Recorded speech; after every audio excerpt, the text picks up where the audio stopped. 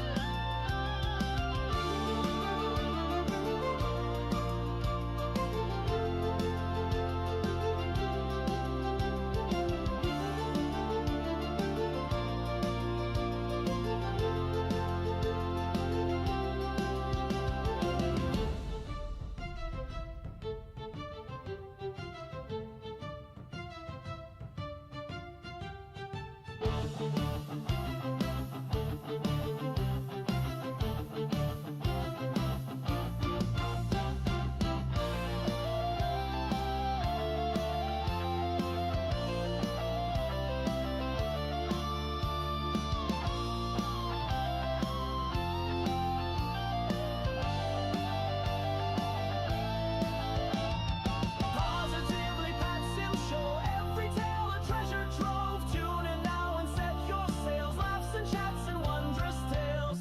We ride the waves of joy and cheer, every week we're standing here. Everyone keeps spirits high, morning sun in every eye. In every eye. Sims Nation, welcome to the Positively Pat Sim Show live on WANT and YouTube. To all of my WANT listeners, welcome back. And I just realized, for those of you watching on YouTube, that I don't have my ring light on. So I'm going to have to turn that on right after, because I don't want to do it right now, but I'm going to introduce to you really quickly my special guest for, oh, it looks like my wife will do it. It's the bottom button there, my dear. Boom, there I am. Oh, hello. Now I have lighting. So, ladies and gentlemen, I give to you my co-host for today because our other guest isn't on yet. But, ladies and gentlemen, Seth Sims.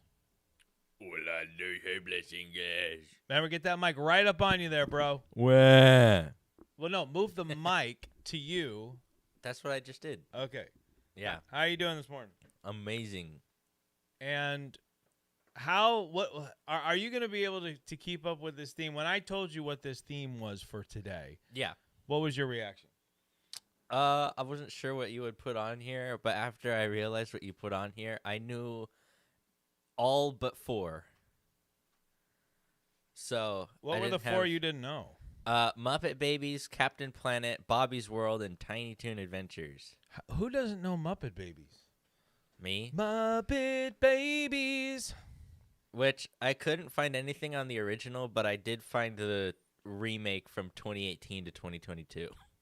Yes, there was a remake. I think a lot of these shows have gotten like remakes. I don't think Captain Planet did. I didn't see anything on Captain Planet. I want to say they're doing a remake of Captain Planet. I don't think Which they I have. I think they could. It's similar to like a Power Rangers and Voltron kind of thing. Right. But if we go through here, just so I made a list, guys, of 26 Saturday morning cartoons. Now, Seth and Ashton can always pull from other things, right? Yeah. You guys can bring up other shows. Obviously, there were some I left off. Mom already brought up 2 that you left off: Gummy Bears and Rescue Rangers. Right. And I wasn't trying to leave anything off. No, it was just time based. And I was just trying to keep things very, like, I was trying to go across the board with different kinds of things.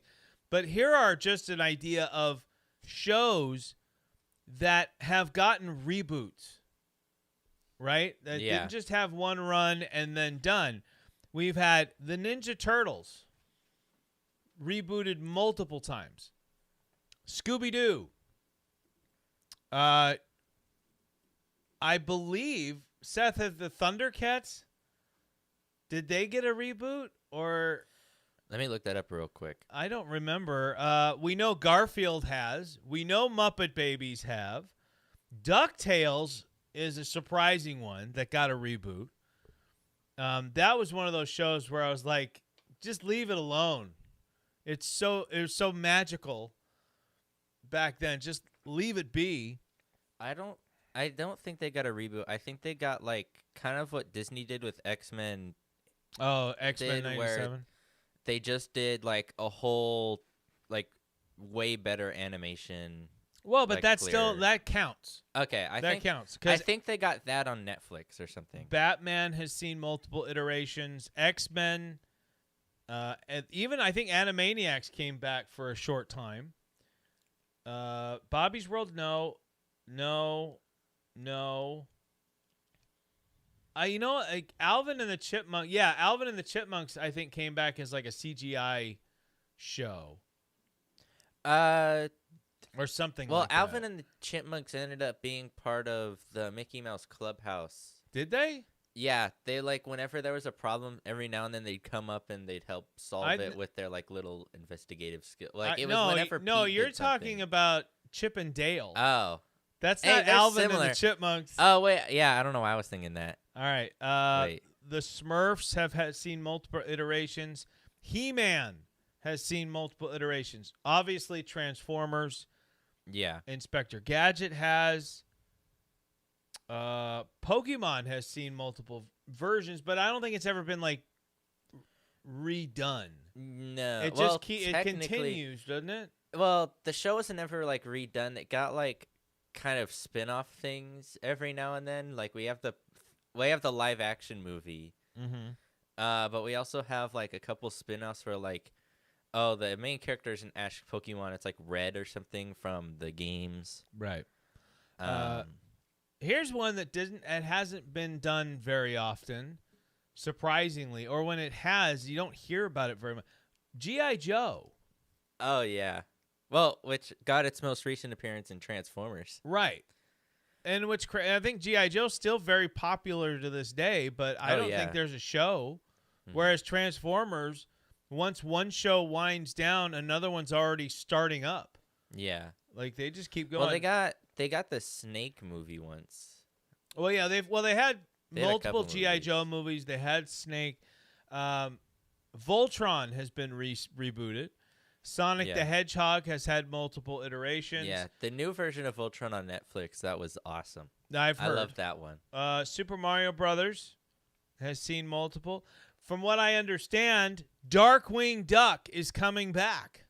It came back a little bit ago, but Did I think they're actually remaking the show. Right, that's what I mean. Yeah, like it came back it was DuckTales. There was an episode where they brought him back, but it was in DuckTales. Darkwing Duck was Darkwing Duck was a show, but the actor of Darkwing Duck ends up becoming the real Darkwing Duck. Yeah, and the villain, the guy who played the villain in the show, ended up like actually going through some weird origin story and became the real villain of Darkwing Duck. So it rebooted Darkwing Duck as like, oh, this was a show that became real later, and it was part of DuckTales, which was pretty cool. Yeah.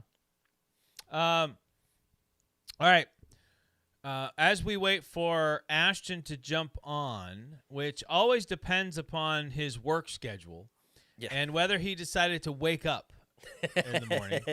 Ashton, we love you. We'll probably see him in the comment section when he wakes up. Yeah, well, let's get to the comment section right now, which my wife is flooding with information. Yeah, what? And she's talking about some of her favorite stuff like Darkwing Duck, Tailspin, Rescue Rangers, Gummy Bears, Transformers, DuckTales, just to name a few. Yeah. And I like this part here. Let's not forget the life lesson, brief tidbits the cartoons would tell at the end. Don't do drugs, say no. I like how it says don't do drugs, say no to strangers. I feel like that should be like, say no to drugs, stay away from, I don't know. It just sounded weird in my head when I That's read like it. the sign. That's like the Teenage Mutant Ninja Turtle sign outside of a Pizza Hut. Say yes. Say, yeah, it was say pizza to drugs, say yes to no. Say pizza to Yeah, drugs, say I'm yes not to even no. joking. I can pull it up and share it with you. All right. But those life lesson things, I remember as a kid, like there was a charm to them. I've always felt like cartoons today are missing something. And maybe that's it. But it could also be that I'm watching them as a 45-year-old, and so I can't see cartoons the way I used to as a kid, but I'm a pretty big kid. Yeah. Right? But I do feel like maybe those public service announcements from He-Man and G.I. Joe and all that, there was a charm to them. The Ninja Turtles, I think, did it for a while. Mm. I don't remember them always doing it. I know He-Man always did. G.I. Joe always did. There was a moral to every episode. Yeah. I remember there was one where Sonic actually said, remember, kids, if a stranger asks you to go in his van. Why do you keep saying on his van? Remember, if a stranger asks you to go on his van, say no, and don't take candy from them. That's insane. Oh yeah, that's too on the nose. Well, Sonic said a lot of stuff, but always at the very end of every quote, he's like, "That's a big no-no." Yeah, I do remember that. Fraggle Rock's not a Saturday morning cartoon. It's a good try though. But there was one I was looking up, a thing where it was like the biggest Saturday morning cartoons or whatever, as I'm putting together my list, and one of them had on it. Seth, are you ready for this? Oh god. One of them had on it Pee-wee's Playhouse. What? Now, Pee-wee played cartoons, to be fair, but the show was not a Saturday morning cartoon. It was just a Saturday morning kids show. Yeah. There is a difference. And we are sticking to animation only here. Would you like to hear the official quote from Sonic? Yes. But if someone tries to touch you in a place or in a way that makes you feel uncomfortable, that's no good. It's your body. No one has the right to touch you if you don't want them to. So what do you do first? First, you say no. Then you get out there. Most important, you got to tell someone you trust, like your parents, your teacher, a police officer, or more. This is long. Yeah. I want to know what it's the 21 episode was. Okay, what is the episode about that this is the message they're giving at the end of the show? Somebody must have been touching someone in this show. Yeah. I'm looking for I'm trying to see just- if I can find the episode right now. And while you're doing that, Seth, I just realized one of my shows on here is like half live action. And that would be the Super Mario Brothers Super Show. Yeah. But there was a lot of animation in that one. I didn't watch it. I honestly didn't care for the live stuff on that show very much. I watched that for the cartoon parts. Yeah. The messages weren't always based on the shows. I remember a few that were random. See, everyone that I remember, I'm not saying you're wrong, but everyone that I remember, the episode fed into the message at the end. Like one of the characters was experiencing, and it could even be like a minor character, was experiencing something, and they would turn that into the more you know, While Seth's looking that up. But once we get going here, what we're going to be doing is we're going to pick and choose shows. We're going to discuss them, talk about them, and then we're going to kind of come to a consensus of which one was maybe the better of those shows. We're going to have to agree, and once Ashton comes on, it's the best of 3 gets the victory. Okay? And then we keep track of which ones have won. Yeah. And at the end of the show, during our last hour of the show, we're going to come together and we're going to bring all the ones that have won and have a little tournament style here. And again, it's going to have to be best of 3. So we're not going to do any real votes until Ashton jumps on. So I found the episode where Sonic says that. Okay, what's the episode? And I found out the quote actually starts with, "It's nice when someone hugs you, but when you don't know them," and then it goes into that. But it's actually episode 3 of the very first season. That's intense for episode 3. But it's also, the episode is called Lovesick Sonic, where he falls in love with this really weird green girl. So it kind of makes sense. And touches her? What's he doing? I'm guessing, I don't know what happens, but he gives her an unwanted hug. I guess so. I don't know. I can't exactly, let me see. Oh, this might be it. Oh, yeah, it's a 21-minute episode. Oh, my gosh, this intro looks old.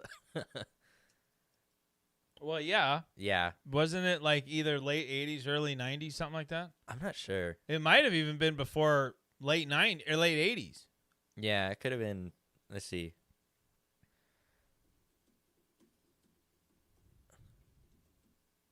Dead air, folks. We love it. Yeah. I'm just getting our stuff shared on social early media. 90s, 1993.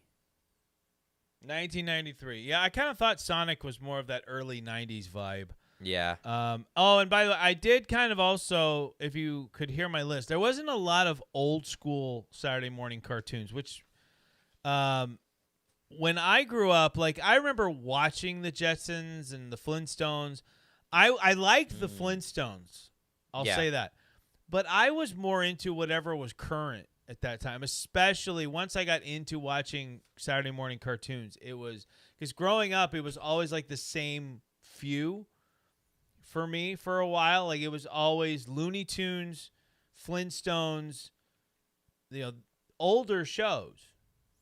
And like once the Ninja Turtles came around and those kinds of He-Man, those shows really captivated me and got me going. I preferred the current crop of cartoons back in the 80s than I did anything that came before it. Yeah. So I found out why that quote actually really fits this episode. It's not because anything happens to Sonic. It's because the robots kidnap the girl in like the first couple of minutes, tie her to a rock, and then like every now and then when the robots capture her, it's like very suggestive. So that's why. All right. So I've got a little fun fact for... And then there's some creepy old guy. Well, that's usually what you do when you have a show about touching. You need a creepy old guy. You need a creepy old guy. But there's a a comment here in the chat I need to address real quick. It says they need to bring back the Jetsons. But Darkwing Duck is a definite. No, so for the Jetsons, fun fact here, guys. So the Jetsons has tried to kind of reinvent themselves a few times to very little success, in my opinion. However, I think the next Jetsons project, which I'm not 100% sure if it's a movie or if it's a series, I'm going to go out on a limb and say it's a movie based on who's attached to it. Ooh. But there is Michael Bay. No, there is a Zack new Jetsons Snyder. coming up, The Zack Snyder Jetsons. and the man who's really kind of spearheading it Mm. is Jim Carrey. Ooh. Now, if Jim Carrey were George Jetson, I'd be all Imagine- in on seeing Imagine that. a whole series. I mean, Jim Carrey fans would just stream that all day, every day. Oh, for just to sure. see. Yeah, absolutely. And I think I would love to see the Jetsons really go all in on a different looking kind of futuristic thing, like more of like what we're kind of heading towards, just not as bleak. Like keep that optimistic kind of Jetsons vibe and feel. But I would love to see the Jetsons just go all in with a Jim Carrey early 90s style comedy. Yeah. You know, bring back the Jim Carrey we saw from Liar Liar and Dumb and Dumber and Ace Ventura. That Jim Carrey, just Bruce Almighty even. Just let him go if he's even interested in doing that. Yeah. What do you got? I mean, that sounds pretty interesting. I would stream, if it was a show, I'd stream that straight just to watch Jim Carrey. Yeah, if it was like, Yeah. that sounds like a Disney Plus kind of show that they would release one episode Yeah. a week, which I can't do anymore. I've lost my ability to be patient like that. Oh, they just came out with the last season of My Hero Academia. I'm going every day just seeing when the next episode's out. Right. Well, it's like, and a lot of people don't realize, like, it's one of the things that's hurting box office numbers at the movie theater. It's hurting True. numbers for shows as they're being released, Mhm. because what people are doing is they're waiting for movies to come out on streaming. Yeah.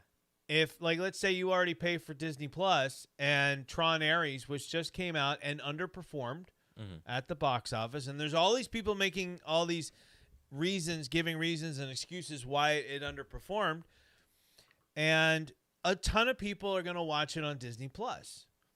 And you always see shows being released on Disney Plus who do it once a week. Daredevil is a good example. Mhm. Daredevil did not do well in comparison to shows like WandaVision and stuff like that. Daredevil was not performing, I think, up to par. But what everyone was doing, not everyone, but what a lot of people were doing was waiting till the show was over and then binge watching it. Yeah. And that's what I did. And Daredevil is a good example of why you should do that, because they flow. Every episode flows into the next. If this were like back in the day when I was watching sitcoms like Seinfeld and Yeah. Cheers, it used to be just each episode was its own thing. They weren't telling this long Mhm. But now that everything is like one long movie, most people prefer to wait and binge watch. Yeah. And so I think that's why, too, in a lot of cases, the Netflix releases all theirs at once all the time. But you'll see shows get canceled before they've had a chance to really catch on with the audience. Yeah. Some rightfully so. I'm looking at you, Willow. I was so disappointed in that show. I wanted to love that show, and I love the movie Willow and the series that Disney Plus came out. It's not even out on a streaming service. You can't find it. That's not good. Didn't that happen with a show recently? Really bad over here. It only let's see, it was right after it says where it was buffering is roughly 30 seconds from where we are right now. Yeah, we're having WANT looks to be fine. All right, it looks like we might be good and back up on YouTube now. is. So if you guys can be a little patient as it does its thing, we should be good to go. It looks nice and smooth there. It caught up, but then it stopped again, which is weird. Yeah, so I'm watching it. it's It's back. Yeah, it's saying that we're The not. iPad's really far behind because it didn't skip forward like I did on the computer. Yeah. Well, So- what it looks like, guys, is that our Now it's back.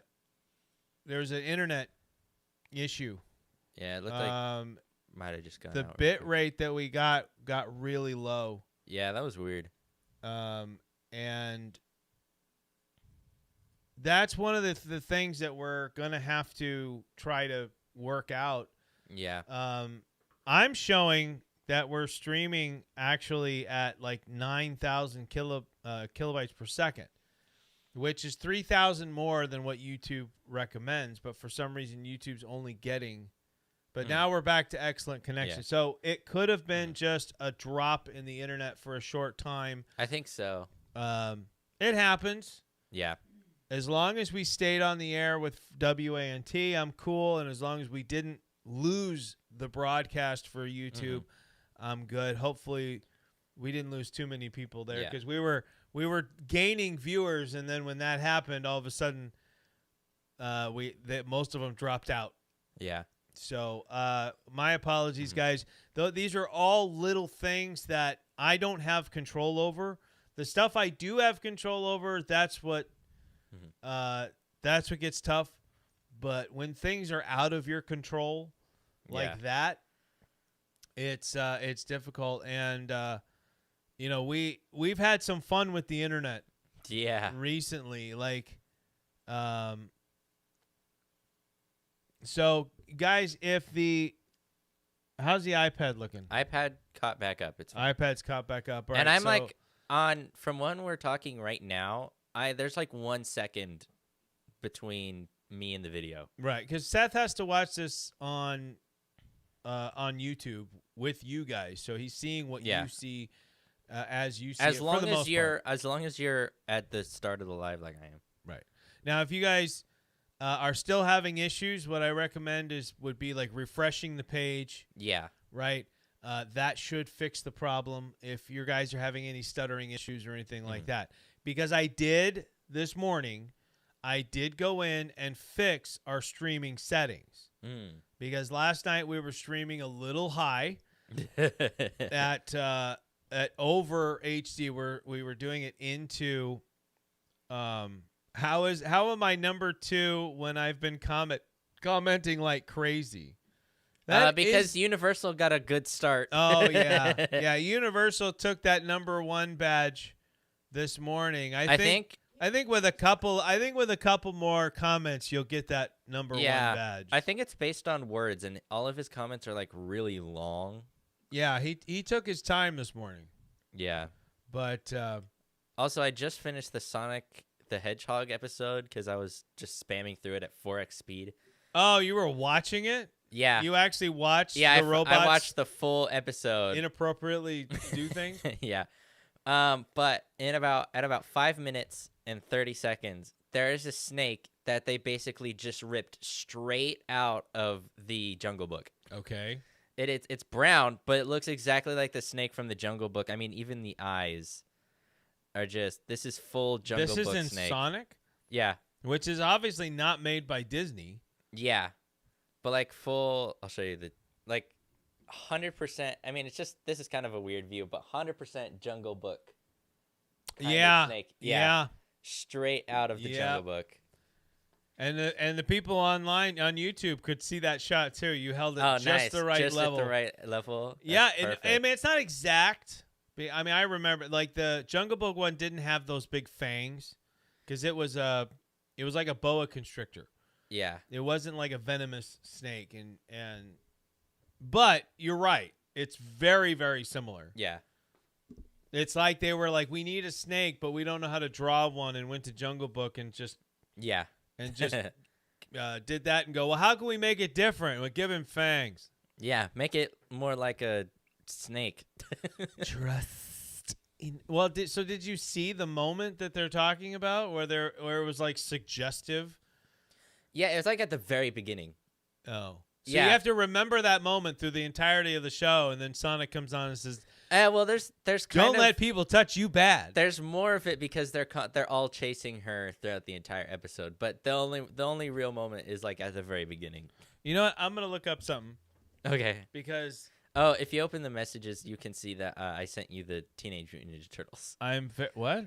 Open what messages? The one that I sent you. on your MacBook or whatever? I've got all my stuff on what do you call it?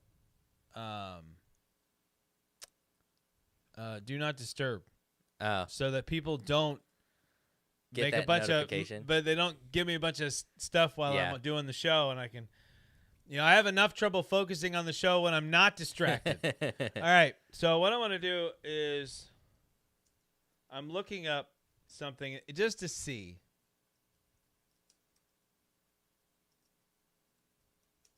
If there's anything to this, because what you brought up, I just thought was funny. Mhm. Okay. I don't know what you're referencing. Okay, to so that I here's the brought deal. up. It said I looked up Uh-huh. the funniest Saturday morning cartoon life lessons. Ooh. Oh yeah. Okay. And I see. so here's what AI gave me. Here's what Google's AI gave me. Oh, Gemini. Scooby-Doo. The gang always solves the mystery by working together, showing the importance of asking for help when you're stuck and combining different skills to overcome challenges. Ha! Ha! Hilarious. See, that's not that. You got to ask Reddit. Super Friends. Wait, Seth, you ready for this? This is the funniest one. The Super Friends teaches you to embrace failure and learn from it, showing that even heroes can make mistakes and still come out on top. Ha! Ha! I don't think AI understood the assignment. I don't think so. No, you just Like Batman the Animated Series. you just got to ask like Reddit. Reddit will come up with stuff. Okay. So, Seth, here's Batman's life lesson. You ready for this? This is what AI says Batman's life lesson is. Always have a set of goals when fighting crime. What? Now, that is funny, but That's I think pretty for the funny. I wrong don't think- reason. Yeah, I don't think they came up with that one. It's important to have a plan and stick to it. But I just like how it's like, always have goals when fighting crime. Yeah. That's pretty funny. I like that. This is crazy. Like, none of these are funny. Like, I mean, like, on purpose. Yeah. Just the AI is laughing at it. Like, all of them are serious. Like, but we already know, like, you can read them and they come across kind of crazy. But I'm going to do this. Let's find out here. All right. These are life lessons learned from 80s cartoons. All right. You ready? Yep. All right. I got to find them. Like, nothing. That's Gandhi. I don't need Gandhi.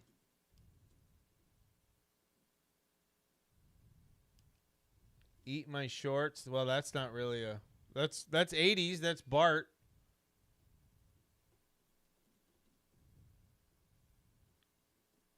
Okay. Apparently, this site decided to just tease me on it. What's up, Maverick77 Defender? Good to have you on the Positively Pat Sims show. What are your favorite Saturday morning cartoons? What are your favorite life lessons? Captain Planet with climate change. Okay. So I don't think ChatGPT got exactly what I was saying, but I asked for some more funny Saturday night. Saturday night? I mean Saturday morning TV show, kids shows, or cartoons. The Okay. PSAs at the Right. end. Yeah. And I referenced the Sonic one just so it would have an example, but it came up with all Sonic. And it gave me the That's No Good one, which we know. It gave me the Don't Take Candy from Strangers with like the whole van. Don't swim after eating, because apparently that's a PSA. Stay away from power lines. Don't open the door to strangers. And, I remember this one. Don't play with matches. Stay away from power lines. My goodness. Oh, we're kind of sticking a little bit more like 80s, 90s Saturday morning cartoons. I didn't really want to get into like the current stuff. I'm kind of looking back a little bit. And right now we're really focusing on these PSAs, public service announcements that they used to give. Yeah. Oh, apparently G.I. Joe had some in the middle of their shows when something was happening, where a kid falls in the lake, and apparently it pans to a straight shot of one of the characters that says, "Don't panic, tread water, and call for help." And then they go help him. Like, he had to say that directly to a camera. It was like a fourth wall break. Well, G.I. Joe, so, like, here's the deal. Like, G.I. Joe. Oh, my gosh, Captain Planet had one. Well, hold on. Let me get this out first. So G.I. Joe, if you think about it, in the 80s was a crazy time where people were starting to push certain boundaries. And it had started in the 70s, but in the 80s we got to see some more of that stuff. And there was a lot of people fighting back. I believe it was during the 80s when they tried to censor things. It got really bad in the 90s. Oh, That's why we have like CDs now where they have these labels on them that says, extreme language or whatever. Yeah. And G.I. Joe, I think, had to really tread a fine line because you're talking about war. You're talking about guys that are using guns and weapons, and it had to have been something that they had to really tread lightly because every time a situation came up, they were going to have to throw in something to make it accessible to children. Yes. I want to know how Captain Planet did one of these, though. Okay, go ahead. What do you got? So I'm going to go. There's also Teenage Mutant Ninja Spider-Man and more that I haven't read yet. But Captain Planet there's 3 that it lists for me. Don't litter or you'll kill the dolphins was in one of them. Okay. If you cut down a tree, you're basically destroying the planet, which makes sense for Captain Planet. Yeah. But then apparently in one episode, a kid dies from drugs and Captain Planet has to give you the real talk. Yeah, that's what Captain Planet is for. I know. Teenage Mutant Ninja Turtles. I get anything about climate and stuff like Yeah, that, but a kid dying from drugs and giving you the real talk. in the show, a kid dies from drugs. It says that That's in one of intense. the episodes. Yeah. Teenage Mutant Ninja Turtles only has one, and that's when Ralph warns not to touch electrical wires. Wait, Seth, you got to look this up. But he also calls you an idiot for trying. Seth, okay, so my wife's bringing me something right now. Apparently, Pee-wee, I'm going to hit play on this thing. So apparently Pee-wee Herman did a PSA. Well, I'm going to pause it. So apparently Pee-wee did a PSA about crack cocaine. That seems like a Pee-wee thing.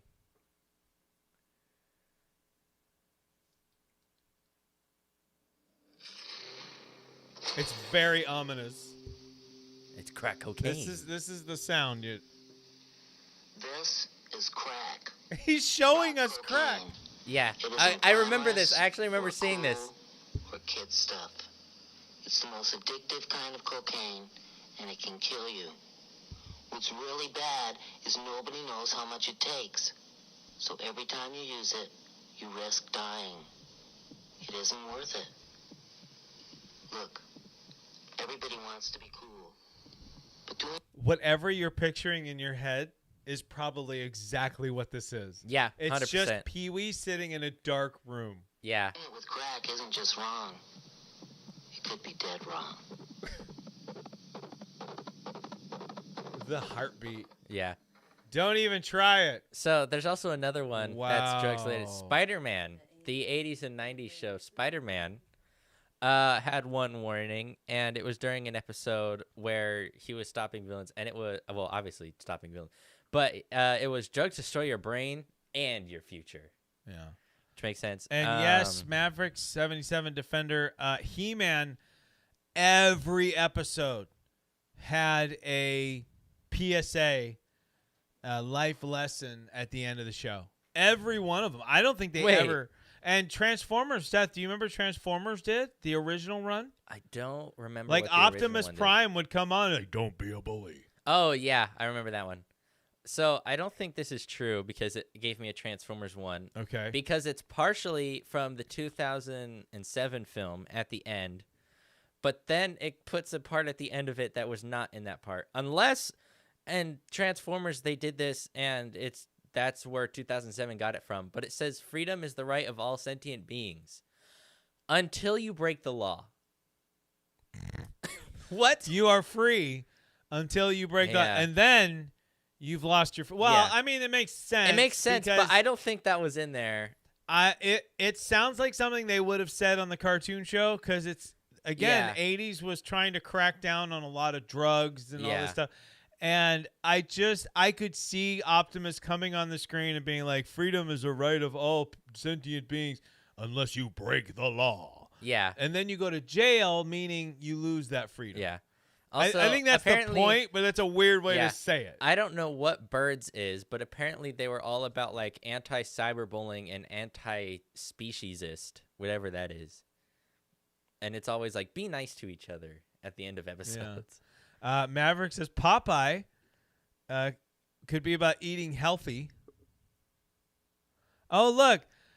Your mom's number 3. Maverick He's has losing. taken over the number 1 spot. You know what happened? It's because she's on a Samsung.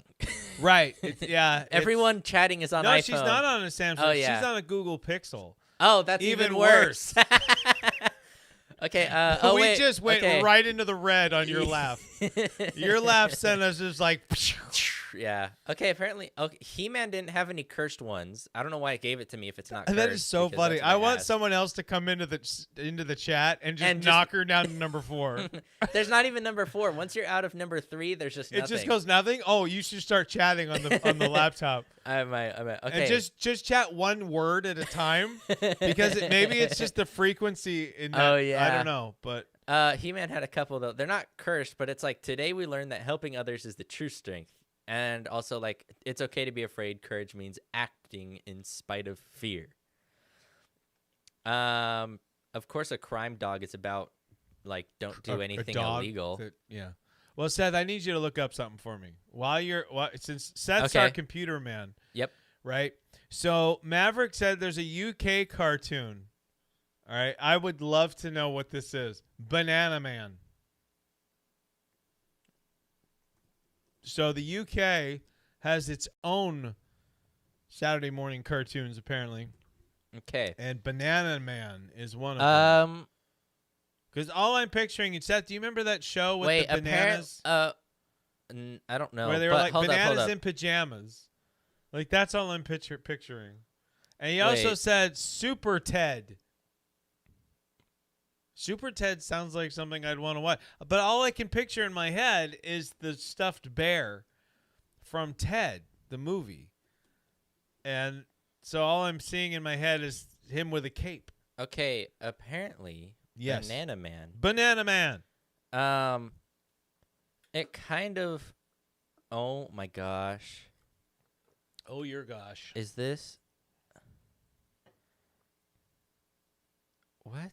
Someone made like I don't know if this is like an AI image, but apparently there's like a quick live action version that looks a lot like that, like when they did the Batman live action when it was based off of the animated show, the one that you hate, Oh, well, I don't hate it. I just don't like it. the one for- you don't like the most. Right. So that's the 60s one. With, Yeah, with it kind of Adam looks like West. they have like a quick live action one. It looks like it looks kind of like the Tonight Show when they did a bunch of stuff Yeah. like that. It kind of looks like that for Right. this.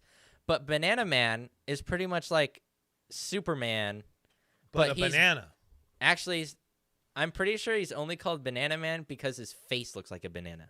He gets his powers from the yellow banana. But he has the chin like the crimson chin from Fairly Odd Parents. I it's- love the crimson chin. Yeah, where it's Oh. that huge block. That's pretty much his chin. Which gives Danger his- Mouse. I do he remember also- Danger Mouse. He has like Daredevil horns, but they're banana. And his gloves are banana peels and his boots are banana peels. Nice. But it's pretty much Superman. How does he but walk? Wouldn't he be bananas. slipping all over the place? Exactly. But, oh my gosh. But There's- Maverick, There's official costumes. Maverick, I do remember Danger. I used to watch Danger Mouse. That played over here. He feels like a knockoff of All Might from My Hero Academia. But you said that there's cosplay of this guy? Yeah, there's like legit costumes of this guy. What about Super Ted? Super Ted? Let me look Super Ted. I want to hear about Super Ted. And while we're doing that, guys, I Super want to Ted. give a little shout out Okay. here because my son Seth kind of got me. I saw the ones he had, and so I kind of got a little jealous. So when I got money from my birthday, when I turned 45, I got this Optimus Prime blockies here, which is amazing. I love this thing. The detail on these things is so much better than I thought it was going to be.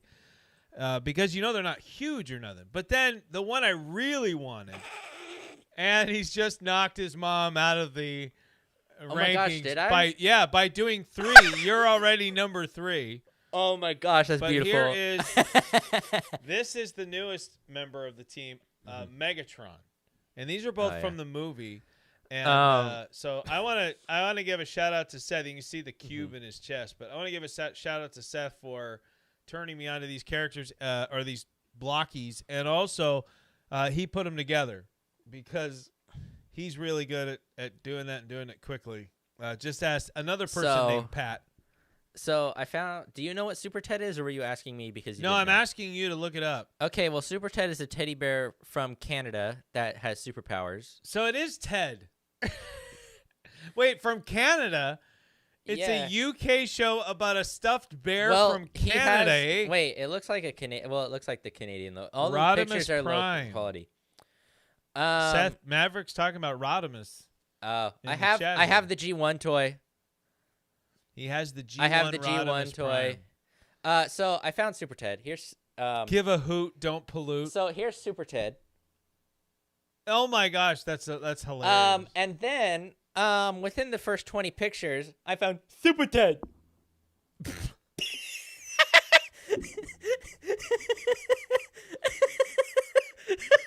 you didn't have to say it like that. I did. Super Ted. Super Ted. Oh, that's horrible. Oh my gosh, what? This is the villain from Super Ted, apparently. Now, why is this now looking familiar? Like all of this is starting to look familiar. Oh for my some gosh. reason. What? There's like a Maybe sponge. I've seen Super Ted. I just didn't know it was called Super Ted. There's like a weird sponge guy. SpongeBob. Super The original Ted. SpongeBob. I don't even know what he's supposed to. He just has a bunch of holes in him and a brick for a mohawk. Well, yeah. He's a sponge, bro. I don't know. That's kind of weird. All right. Paddington that's- Bear was boring. Yes, the cartoon Paddington Bear was. Cartoon, I agree. valid. Maverick. I'm not gonna The agree on that with the movies- movies. The movies The are great. movies were good. Leave I the movies haven't- alone. I haven't seen the third one. We have the third one, but I know the first 2 were really good. Yeah. But yeah, the original series, like the fact that the original series got made into 2 good movies or maybe 3, is mind blowing. Whoa. Because usually it takes a good series to become a decent movie, Yeah. and we've seen a lot of good series become bad movies. Yes. So it is nice to see the reverse happen there. What do you got, Seth? Because you look like you're itching to say something. As your mom, I don't have as your anything. mom is probably desperately trying to get back into the rankings. Here. I don't have anything to say this time. Wind I in the just Willows finished was all great. I just finished all my research and stuff okay. like that. For the I had research on the other shows. I just meant like from what we were talking about just and now. I think my wife is a little off here. I don't think Transformers was knowing is half the battle. That's G.I. Joe. Yeah, that's G.I. Joe. Yeah, G.I. Joe was knowing is half the battle. Because, I mean, think- just look at Battle. That was, I mean, it could work for Transformers. I think there was one episode where they did it, but G.I. Joe was constantly. That yeah, was like they the were running, always knowing is half the battle. Yeah, it was only one episode that they did that. I'm pretty sure. Wait, the what of the Wombles of Wimbledon? I saw that just now. I'm gonna copy that because. And I'm sure Thundercats had some PSAs too. I feel like that show, when it originally came out around the time when PSAs were a thing. So Wombles I'm of pretty sure they Wimbledon. had 1 or 2. It's pretty much the dinosaurs, but they're all a creature named Wombles. Wombles of Wimbledon. That's what it looks like to me. I just like the name. See, this kind of reminds me of the dinosaurs thing that you like. but they're whatever. Oh, this you is. mean like the show Dinosaurs with Yeah. Not the Mama? Yeah. Not the Mama. Yeah, that's Yeah. what this feels like. Brave Star. Yeah, I do. I remember Brave Star. I don't know what Brave Star is. Let me I look that do up. not recall Dungeons and Whoops, Dragons Brave Star. having lessons. I don't recall it, Brave Star. but Dungeons and Dragons? yeah, but I wasn't a big Dungeons and Dragons D&D. guy. Oh, Brave Star looks cool. I would if I'm sure Dungeons and Dragons is more the kind of thing I could probably get into now than it would have been when I was a kid. What is? Oh, I see. Oh, it's kind of like He-Man. What is? Dungeons and Dragons. Dungeons? Oh, I thought you were looking at Brave Star. No, I already looked at Brave Star. That one looks cool. Yeah, well, but I already had He-Man. True. And when I was again, like when you're a Well, kid, it's like like you He-Man, don't really but do this. instead of a sword, he gets a bow made of electricity.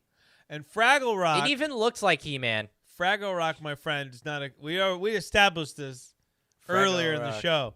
Whoops. Fraggle Rock, we're not going there because it's not animated.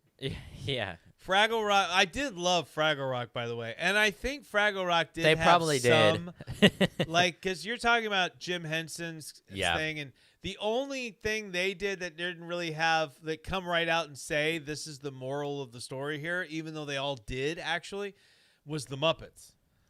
The Yeah. Muppets was more adult humor and stuff, Yeah.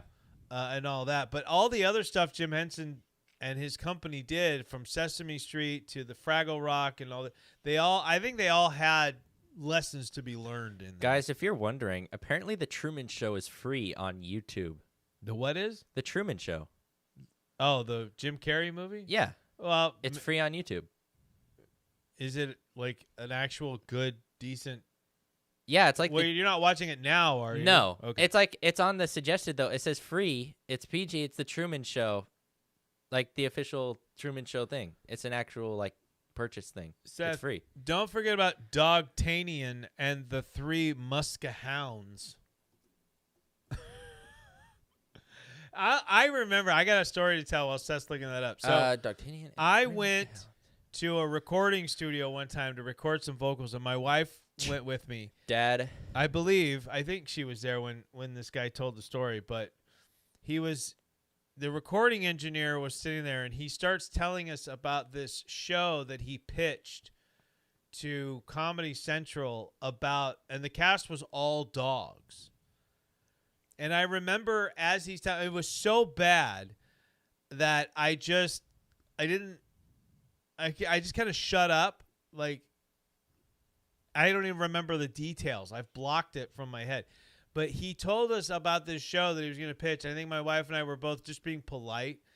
But when it was done, it was like, oh, this is just horrible. Like, this is never going to get picked up. I was just, no. It's like the Three Musketeers adopted a child, and then everybody was a dog. And then it's like it's animal racist because all the cats are bad guys. Oh, I get what you're saying. It's animalist. Yeah. No, speciesist. So the cats are bad guys. The dogs are. I mean, that makes sense.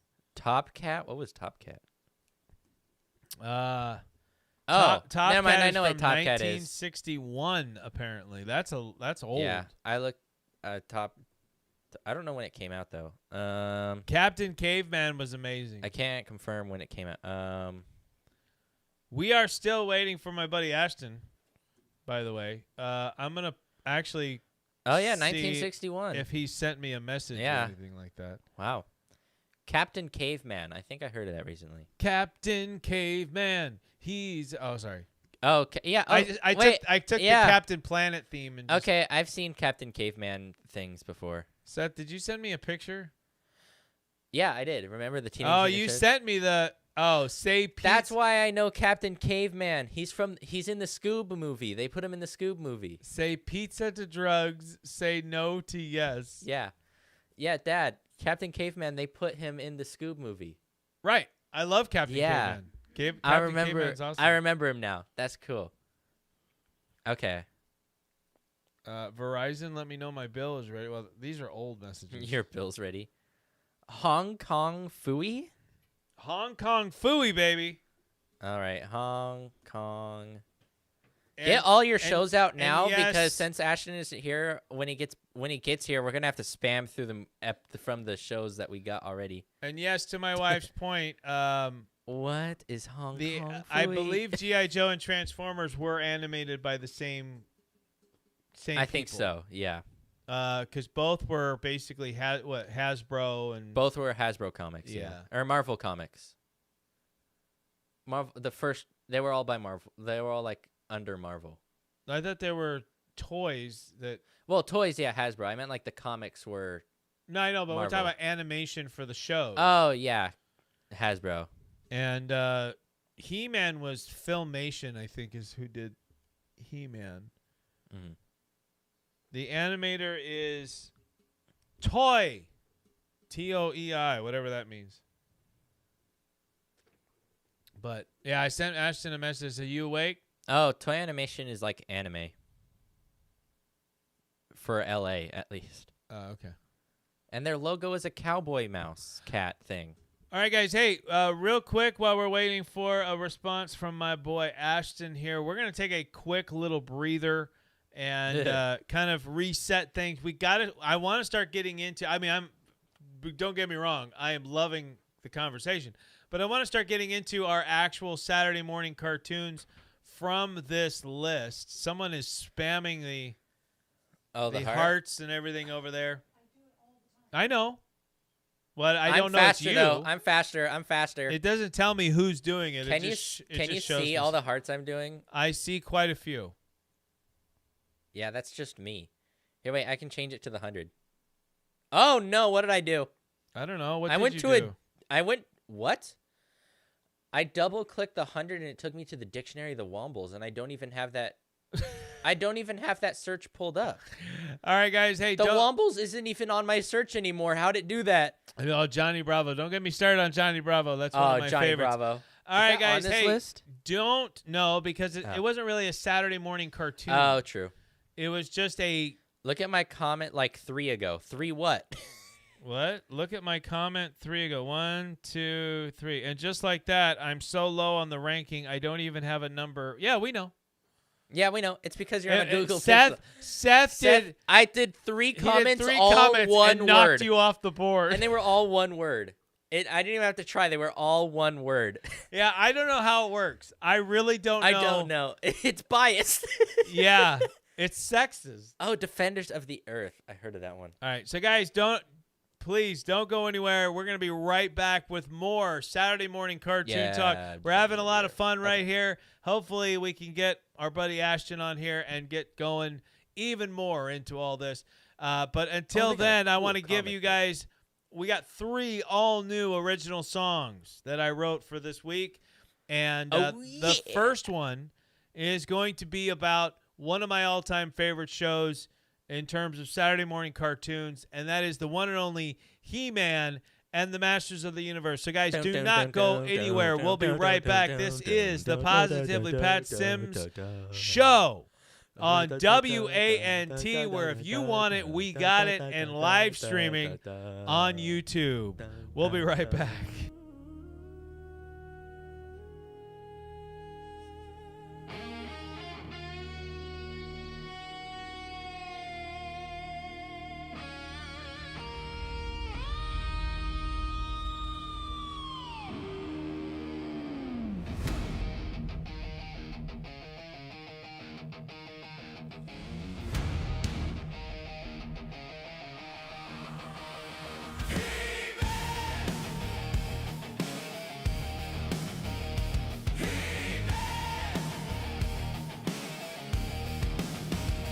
In the shadow of Grayskull, the lightning roars. Ancient whispers call from forgotten doors. A sword of power, a destiny to find. The weight of the cosmos on a mortal's mind. I hold aloft my magic blade by the power I am remade. He-Man, He-Man, I am the power, defender of the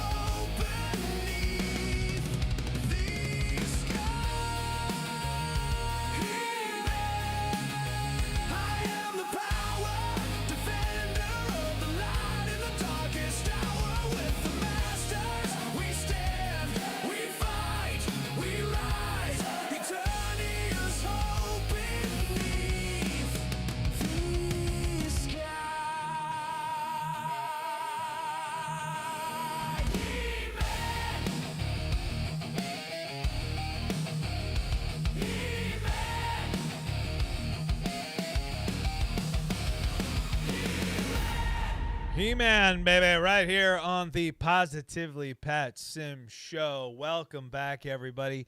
If you're just joining us, welcome. We are all in on Saturday morning cartoons. And we've had a few things put up in the chat as my wife lost her ranking, thanks to Seth. But hold on, your mic's not on, bro, because we're still introducing people back to the show. Well, I want to welcome back everyone at WANT. We took a week off, but we've had some technical issues for the last couple of weeks, and we actually missed the week before last as well on WANT because of them. And we are back and broadcasting loud and clear on WANT. I'm super happy about that. And some things from the chat that I want to bring up here. And let's get Seth back on. First of all, let's say hello. Hello. See, Seth's I had to look Optimus up Prime and Megatron right there on his yes, screen. sir. I had to look up a show that Maverick mentioned, Jason and the Wheeled Warriors. If you wanted to mix G.I. Joe with Voltron, that is Jason and the Wheeled Warriors. Wait, say that again? Mix G.I. Joe Yeah. and Voltron, Oh. and you'll get the Jason and the Wheeled Warriors. Got it. All right. Yosemite Sam. Well, that's from Looney Tunes. Yeah. Yeah, I know Yosemite Sam. Varmint. But he also Ulysses 31. he brought up He-Man's hairstyle is so bad, which I think we all can agree.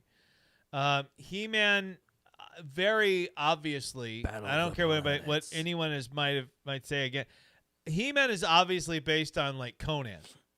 Yeah, like he looks almost exactly like Conan, but the hair, the bowl cut, or whatever that is that he has is bad. Imagine if He-Man was voiced by Arnold Schwarzenegger.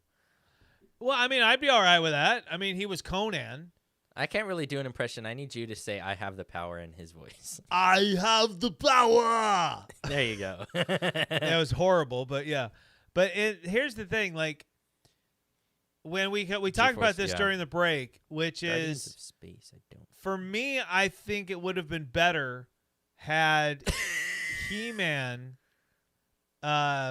if Prince Adam and He-Man actually looked like two different people, right? Yeah. Like it's the Superman thing where it's like, how do glasses really make a difference? Even though it's been proven numerous times that any slight little change, and people completely, don't know who you are. But then they turned him into hypno glasses. Yeah. Right? But He-Man doesn't have anything. He goes from wearing a pink and white outfit to being half naked. But he still looks exactly like Prince Adam, but nobody seems to know who he is. I think one of the things that could have done that, He-Man, get to the chopper, is if He-Man had gone from short hair to long hair.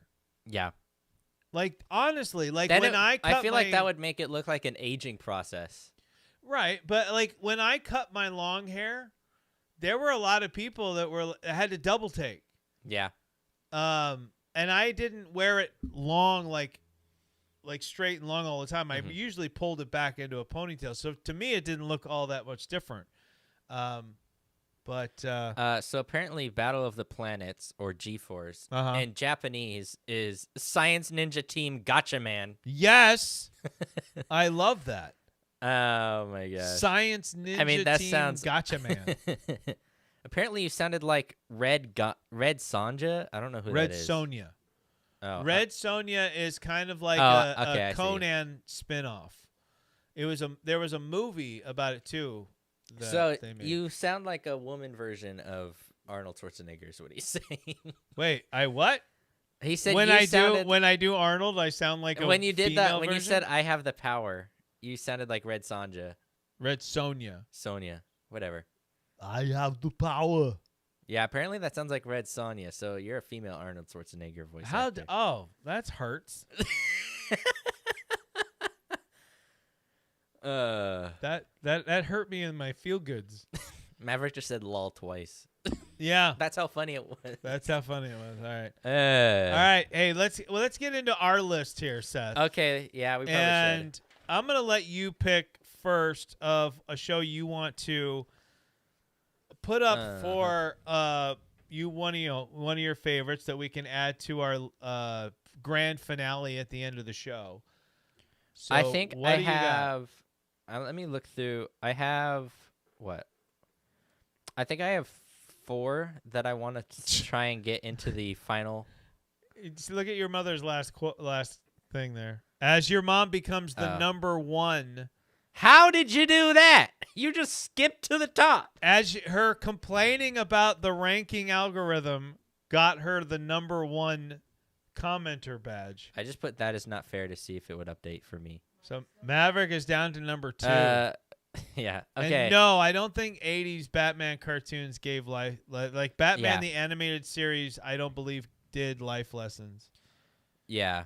What was I doing? I don't know. Oh, well, you're picking one of Yeah. our list to go. I was looking up something though. I to don't know what I was looking potentially up. be taken to the grand finale. Oh, I know what I was looking up. But I think this one I don't want to go to the grand finale, but I do want to talk about it. Scooby-Doo, Where Are You? Okay. I like that So- show. That one's really good. So talk to me about Scooby-Doo, Where Are You? That one is really cool. Scooby-Doo. Who else wouldn't like Scooby-Doo? It's awesome. They get stuck. Shaggy's obviously my favorite since he's running off. I love the skedaddle noises they add to him. Oh, yeah. Yeah. They added that to Fortnite. That was pretty funny. I think one of the first ones I think I started on What's New Scooby-Doo, which that one was cool. But the original Scooby-Doo, Where Are You? I think I always watch that one, especially with the Vincents. We always watch that over and over again. Well, isn't there like a little fun fact that the original run of Scooby-Doo only had like 17 episodes or something like that? Yeah, it was pretty short. But then that's why the What's New Scooby-Doo continued it. That's why it's like a very similar animation style. Yeah. And characters, which the intro theme by I forget who did it, the What's New Scooby-Doo soundtrack, that was so good. They still do stuff for that. They still do concerts for that song like every year. People always wear Scooby-Doo costumes. Those are cool. But yeah, I love the show. I think I think it's one of the old episodes where there's one episode where Shaggy is actually like the bravest person in the world for no reason. That one's awesome. I love that episode where just Shaggy goes on a rampage and fights a bunch of these dudes that are like about 300 pounds stronger than him and about 2 feet taller than him, and he just takes them out somehow. And I'm pretty sure that's where the Shaggy's 1% power came from, which was really cool. What is that? That's the one where everybody says Shaggy is secretly the strongest man in any multiverse. So anytime he does like something insane, they're like, "Oh, this is 1% power Shaggy." Wow. So wait, so if Shaggy was in the MCU, If Shaggy was in they did. There's people drawing art where hold up. Let me look up 10% power Shaggy. I'm pretty sure 10% power Shaggy is like Goku Super Saiyan with the Infinity Gauntlet. who came up with this? Hulk Hogan's Rockin' Wrestling. That's one I forgot. I don't. Yeah. That should have been on my list for sure for me. Yeah. There's That one. show didn't last as long as I remember Yeah. either. Like for some reason, I remember that show being on for a few years. Nope. So Shaggy 10% power can defeat Thanos with all 6 stones. That's 10% power Shaggy.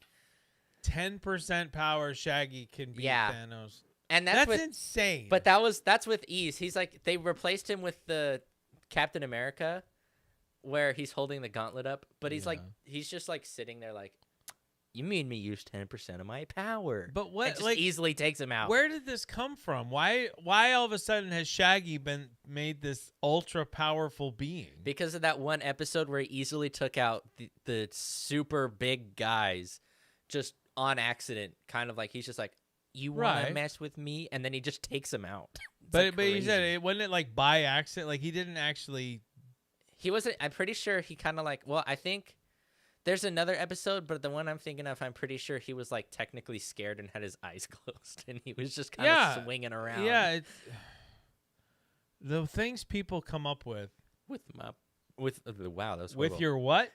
That one of the quotes. With he's my- like, "I'm gonna take you out," And then he just leaves you and hanging. with my boot on your face or something like that.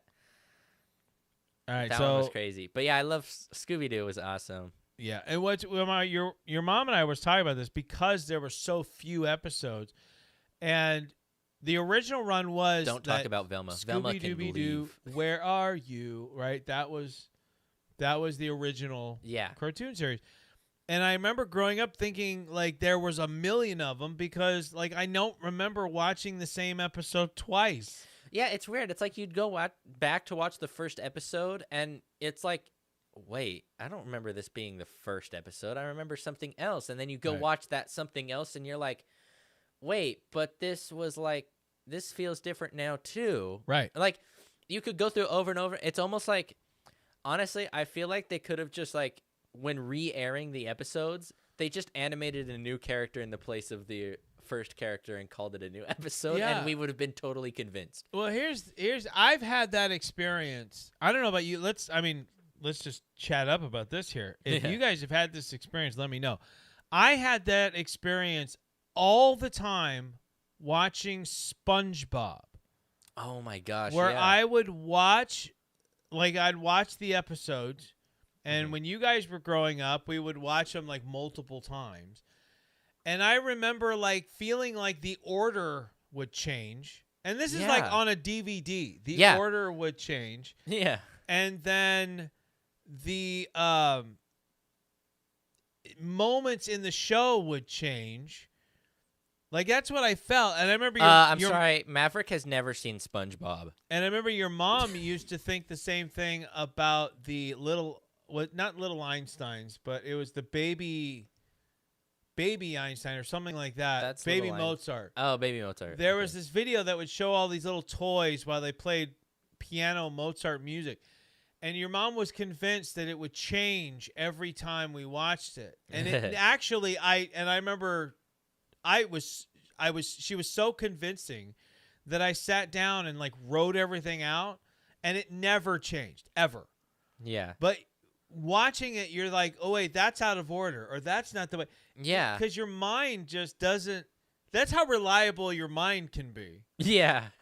And why Whoa. like you'll have you've heard. I'm sure everyone's heard about cases where there's eyewitnesses, but the person still isn't convicted because eyewitness testimony is not as reliable as you guys might think, right? Mhm. And Ashton says he's having car trouble, and he sent me a picture, and it looks like he's missing a whole chunk of his car. That's crazy. That's no good. That's no good. I didn't know he was That's driving to no the show. good. He's on his way. I'm joking. Yeah, he's Uh, driving here. Yeah, he's driving here. He's gonna do it live in-house. action, guys, in person. Right. But But yeah, that's I find that's really common. Like yes. you watch something, especially if there's been a little bit in between. Like you'll watch something, you're like, I don't remember that, Mhm. right? And then what really screws with you is when they actually do change it. They Right? do, yeah. Could you imagine, like, if you didn't know, just off the top of my head here, if you didn't know that Star Wars had been altered since it was released in the theater, like you saw it in 1977, then like 30 years later, You know, rewatch it. you you're go like, to what? rewatch it, and all of a sudden you're like, wait, I don't remember Jabba being in this movie. Yeah. Or you're like, wait, no, that didn't. No, what? Who's Biggs? Like, like yeah. it's like there's with that happens, and that's got to screw with your mind too. Mhm. You know, or like I have the extended versions of Lord of the Rings, Yeah. right? Well, if you've only watched the theatrical and then you watch the extended, you're going to be like, what is? I don't remember them talking about this. I don't remember that because it's not there. What up, Ashton? Welcome Yes, to the chat.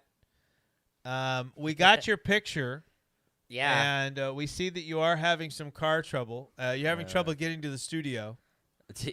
But we noticed your car is not in a all car. I'm just hoping that you're okay. Like that's my deal. Yes, the OG, Hit a deer. the original Emperor. So fun fact here, Maverick. Not only hit a deer. Holy smokes! What was the deer? Well, don't knock that, man, because I hit a True. dog on the freeway. Okay. It ripped out the entire bottom part of my car. Okay. Yeah, that's no Steak. joke. What? Steak? He just says steak. So the original Emperor in Star Wars, Bambi. which was in Well, Maverick, are he's- you on something he right now? spelled Bambi wrong. Bambi spelled with an I. Yeah.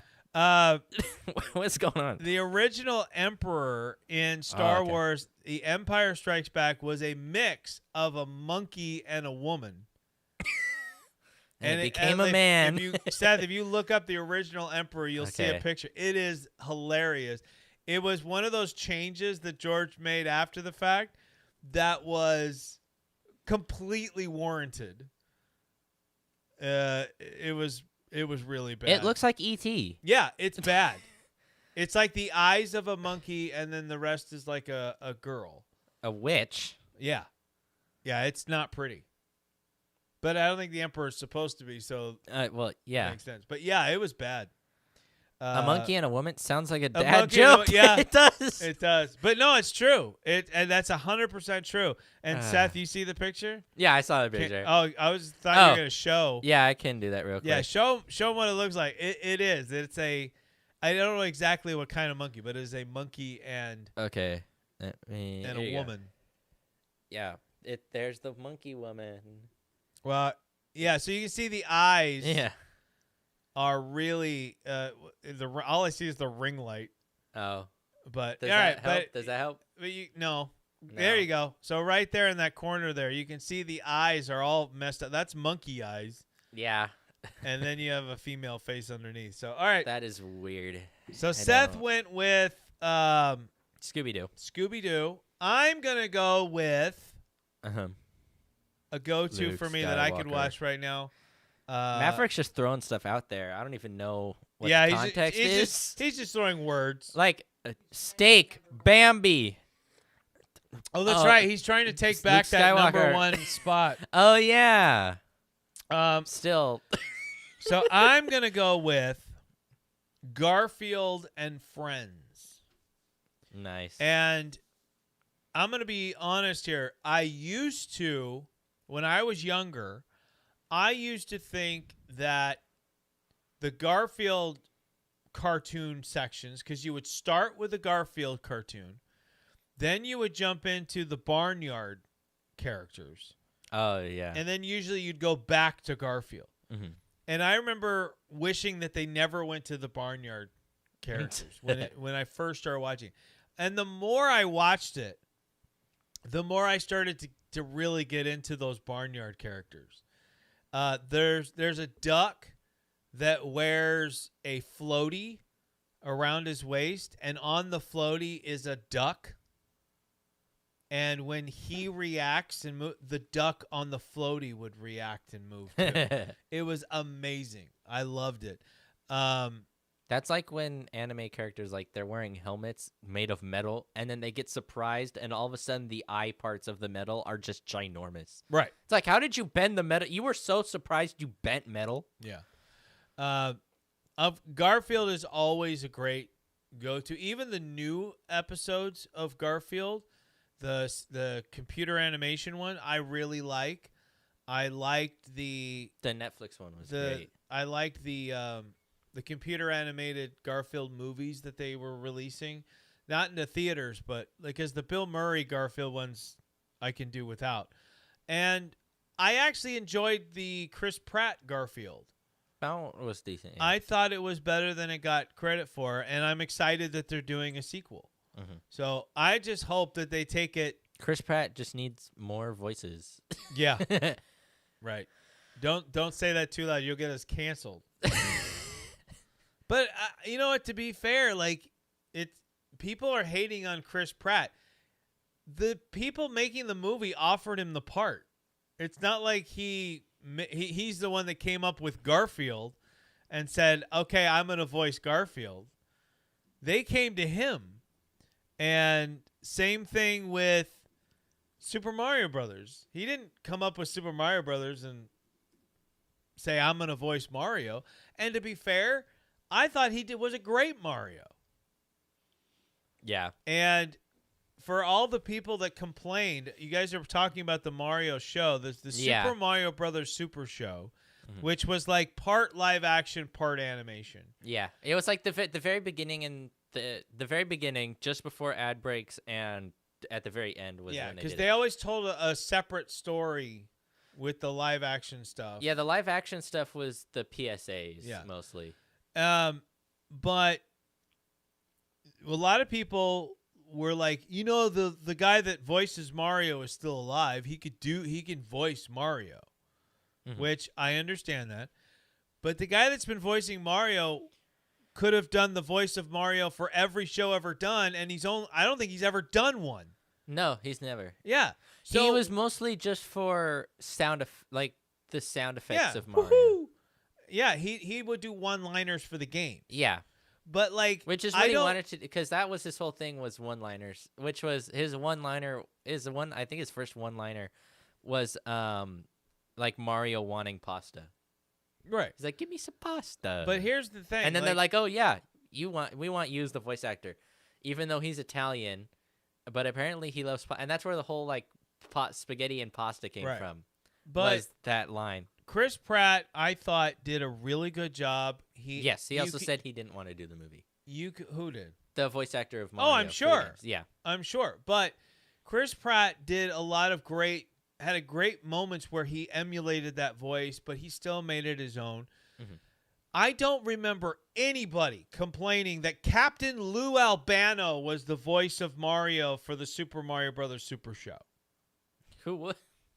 The Captain Lou was the voice of Mario and sounds nothing like Mario. The show where we also find out that the official name of Mario is actually Mario. Mario. And there's also, that's why it's the Mario Brothers. The Mario Brothers, right. Which I thought it was just like Mario and his brother when I first heard of it. Well, Luigi. And then we see all 7 brothers, I think, at the very beginning, the very first episode.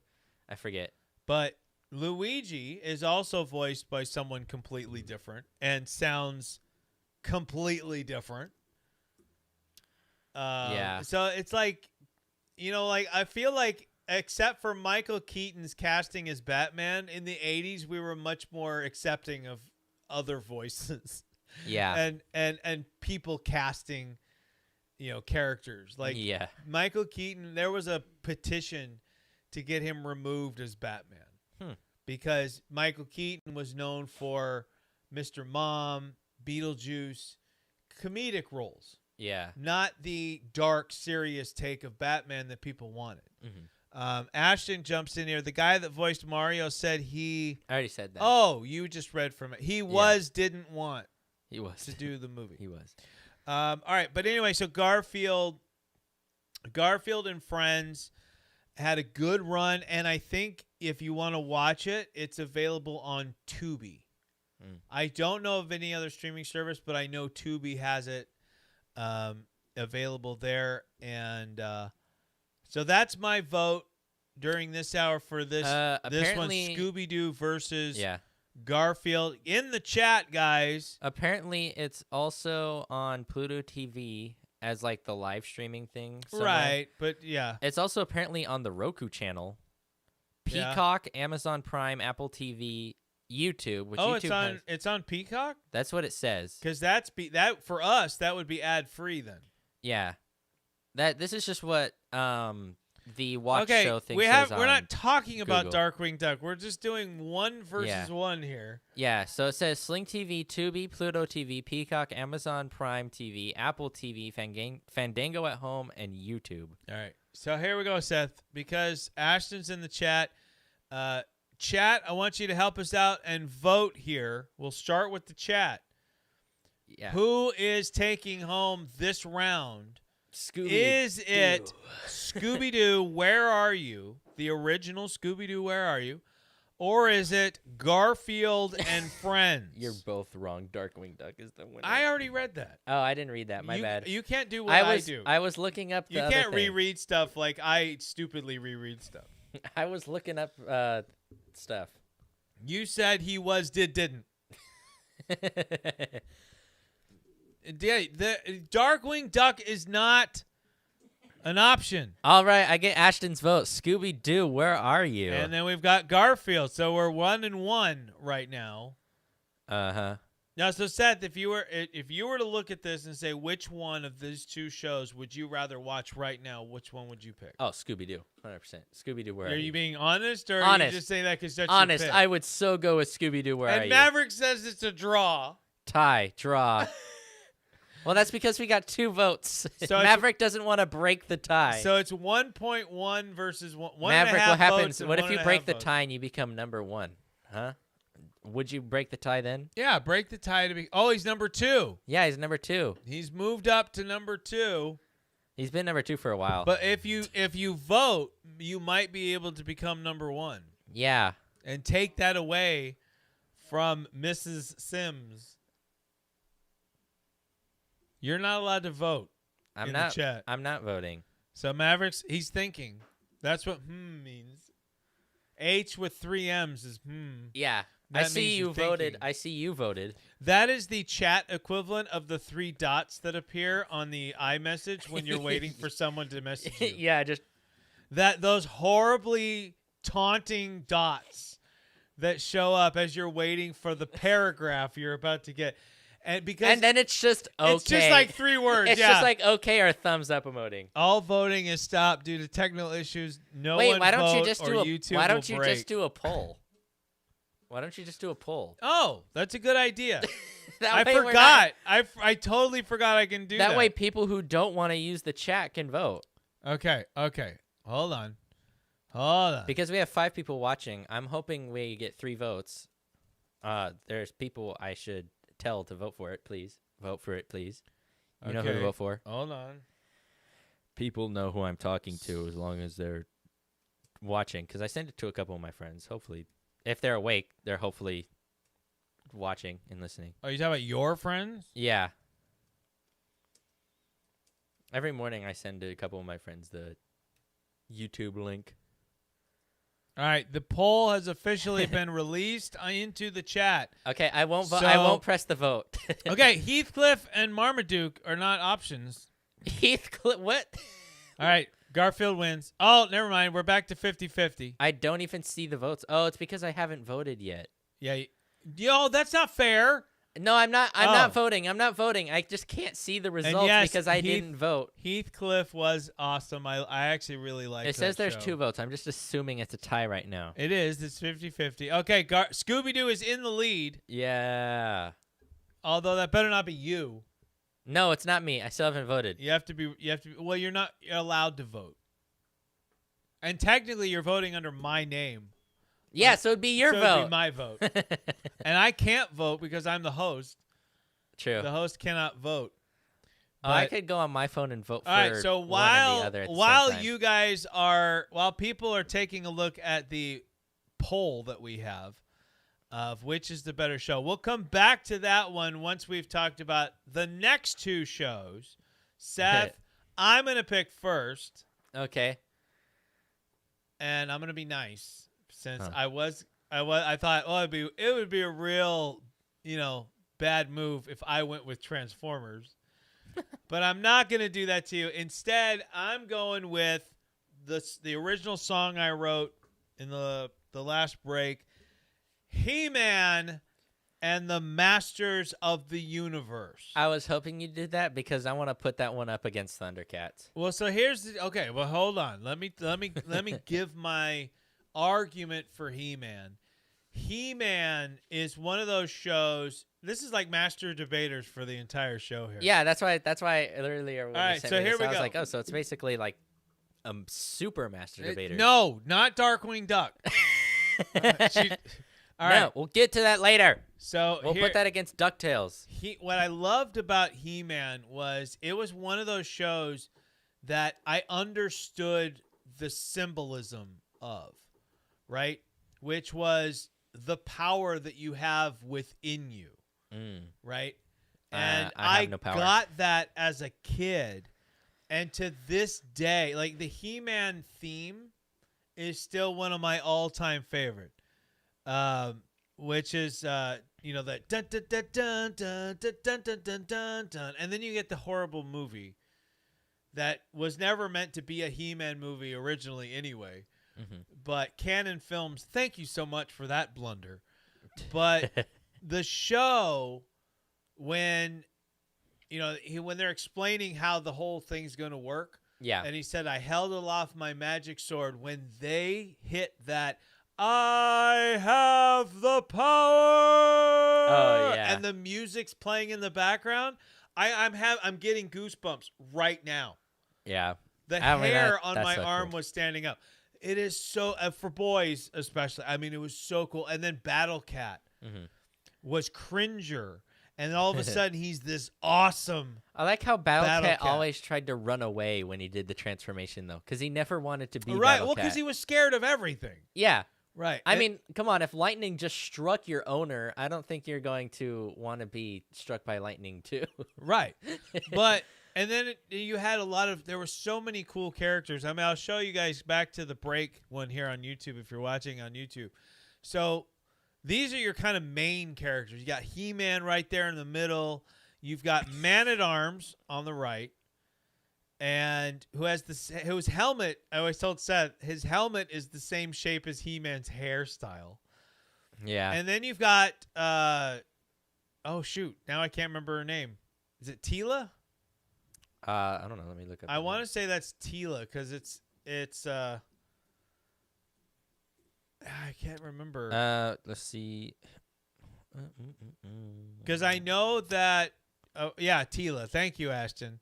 I knew it was- Teela. Why are we naming Friends people here? Courtney Cox. Oh, you're talking about from the movie. Yes. The movie. Courtney Cox was in the original Who the heck is He-Man movie. Orko? Orko was the wizard dude with a giant O on his shirt. Oh, okay. Yeah, this was back in the day when everyone wore their Arcadian first woman, yeah, I initial know. on their shirt. Oh, yeah. Like Alvin and the Chipmunks, you know, apparently because you couldn't tell them apart. He-Man starts with a T. Yeah, it starts with a cross. You got Skeletor next to He-Man there, and then Evil Lyn on the far left. Yes. And Evil Lyn and Teela look the exact same, just like one's good, one's bad. yeah, pretty much. I mean, look at their outfits. They even have that coil going around. yeah, that was a normal thing for women's breasts back in cartoon days. But They got the collar, the V-neck. And He-Man, like Transformers, was basically designed to sell toys. Evil Lyn did something for me. What? That's what Ashton said. Evil Lyn did something for me. Yeah. Where Okay. are the emojis? I'm gonna put some sus emojis on there, Some sus emojis. wherever it is. So, but yeah, the transformation of Adam to He-Man, that's kind of it's such a high point. It could also be a knock against it, if I'm being honest. Yeah. Because that was like the peak of the show.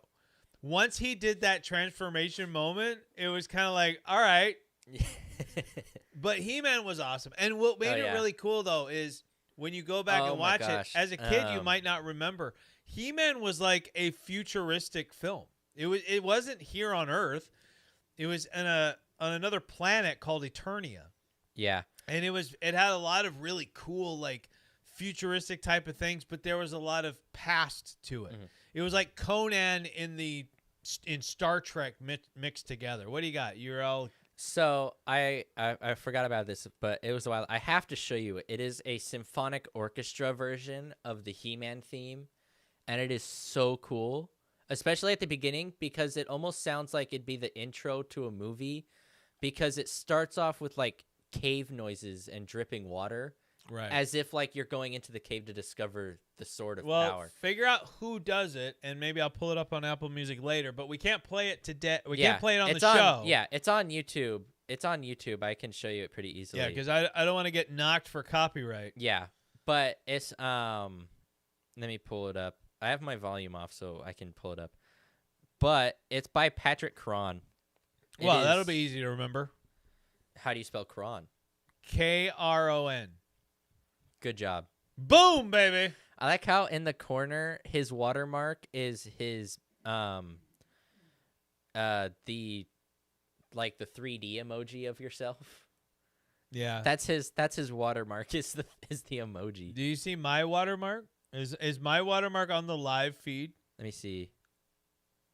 Yes, it is. The pirate flag? The flag with Positively Pat Sims on it? Yep. Yeah. All right, Seth. I've given my argument for He-Man. Give me your argument now. Okay. Which is for Thundercats. I think I know who's probably going to win this battle here. But Thundercats, go. All right. I mean, Thundercats is a bit weird, but it's actually really cool. It reminds me of Lego Chima, which is kind of why I like it. Specifically, the main character having, I mean, all the belts are really cool too. It kind of reminds me of the Power Rangers, how their things are on the belt. But you've got like a cheetah-like character, a tiger-like character. I'm guessing the main character is supposed to be kind of like a lion, which is really cool. A rhino-like character, and like, I guess I don't know who the last one is. The other female character. I can't tell who the last two are. Ashton probably knows. Ashton would know. Yeah, he probably knows all the names too. I'm not the best at names. It's definitely kind of like it's pretty much He-Man, but with animal humans instead of power humans. But it's definitely really cool. I love the animation style, the fighting. The main bad guy is Mumra. sick. Yeah, Mumra. Yeah. He's, I mean, enormous, like, dragon kind of thing with, like, his cape kind of looking like dragon wings. Crazy metal armor. I mean, everything looks cool about it. I think the character designs are somewhat better than He-Man. I would definitely say He-Man Tigra, probably has better. Wily Cat, and Lion-O. Lion-O's their main character. Nice. The gray one is Panthro. I like there's him. also a little character called Snarf. Yes! Snarf. Which has been made fun of on Family Guy Yes. multiple times. Yeah. I mean, he has an adorable Funko Pop. Does he? Yeah, he does. I'll show you after I'm done. Oh, very cool. But I think Thundercats is slightly better than He-Man in some aspects, and so it's kind of like a 50-50 for me. But well, let me just throw this out there as a little bit of a rebuttal, right? okay, Mumra is awesome. By the way, Mumra is awesome. I will give you that. It has He's a lot more terrifying than Skeletor ever was, and a lot of that has to do with the voice. And yeah, remember definitely we saw the voice actor at the Transformer Con. We did. However, let me say this: nobody from Thundercats has made funnier memes than Skeletor. Yeah, Skeletor has the best. Skeletor memes. has when he's run. What is that meme called where he's running Until away? we meet again. Yes. Oh my gosh, that is so good. But yeah, I think that was my best voice, impression of any character I've that ever was done. really before. good. Do it again. Until we meet again. That was really good. I like that. But oh man, but yeah, but you just hear that voice that he just did. Seth, say anything in that voice. It's not terrifying. No, I mean, it's definitely not. It is coming from you.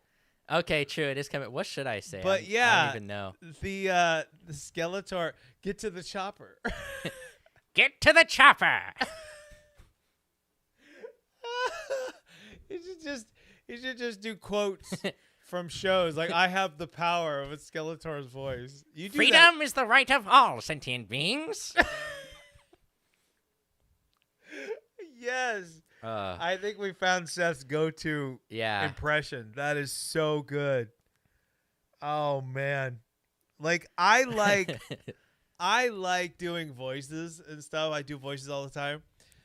That was really good. It's me, Mario. That's tough because whenever you do a voice that has an accent, Yeah, it's a bit weird. Ashton wants you to say, "I'm Batman." I'm Batman. Oh man. Oh my gosh. Like I've always wished my voice was lower because I can do Optimus Prime's voice. I had to add that little S in the voice part to the end so it didn't sound dirty. I'm better at Megatron than I am Optimus Prime. Now But that's just because he's kind of raspy. Yeah, and well, he's a higher pitch. Like he's another one that kind of like the movie version sounds more like what I thought he would sound like in general. Yeah, but it's pretty much the same thing, but just deeper toned. He's Right, still but- kind of like that raspy. But he's really like Optimus Prime. yeah, Like he's up there. Decepticons. Right. It's like And then if, it's like Decepticons. if I was a Transformer, that's what I would sound like. It's Yeah. more like Megatron is in the show. But you want to sound more like Hugo Weaving yeah, than you do the other one. But I always wanted to do a good Optimus. Like I feel like when I get warmed up, like doing it's okay. But like Autobots roll out. Like I just can't get that Peter Cullen yeah. deep. But I if I was to like, I've always thought how cool would it be like if I got to audition to be Optimus and kind of make it my own. Yeah. And Just not don't sound do what like don't do what Earthspark did. right, which is sound like me. Optimus pretty like much. there was no impression in Earthspark. It was just No. plain voice. Yeah, like I got to give Chris Starscream. Hemsworth. Yeah, Starscream's good too. I got to give Chris Hemsworth a lot of credit for what Definitely he did sounds with like a young Transformers 1. Optimus Prime. Yeah, and then towards the end of the movie, you notice he went like full Peter Cullen with it. Oh yeah, That was so good. that was cool. So good. Starscream definitely like he's so high pitched. I can't like it's insane. I didn't like Starscream's voice. I like the character no when I can't hear him. kinda I don't even weird. like him in the movies. The Dorito. The Dorito. Oh my gosh, his toys though. I mean, technically, the toys when he's when they're all like the asteroids coming in, they're like the space things. yeah. They made Starscream. He's not a Dorito. He's only Dorito because he wanted to be Dorito. Like, it's so weird. All right, so guys, our poll has ended because we are moving on to the next. Scooby-Doo. So the winner of the first poll was Scooby-Doo. We're going to jump into the second poll. Thundercats or... So it's up to you guys. Oh, I found out how to close the poll so I can actually read the chat.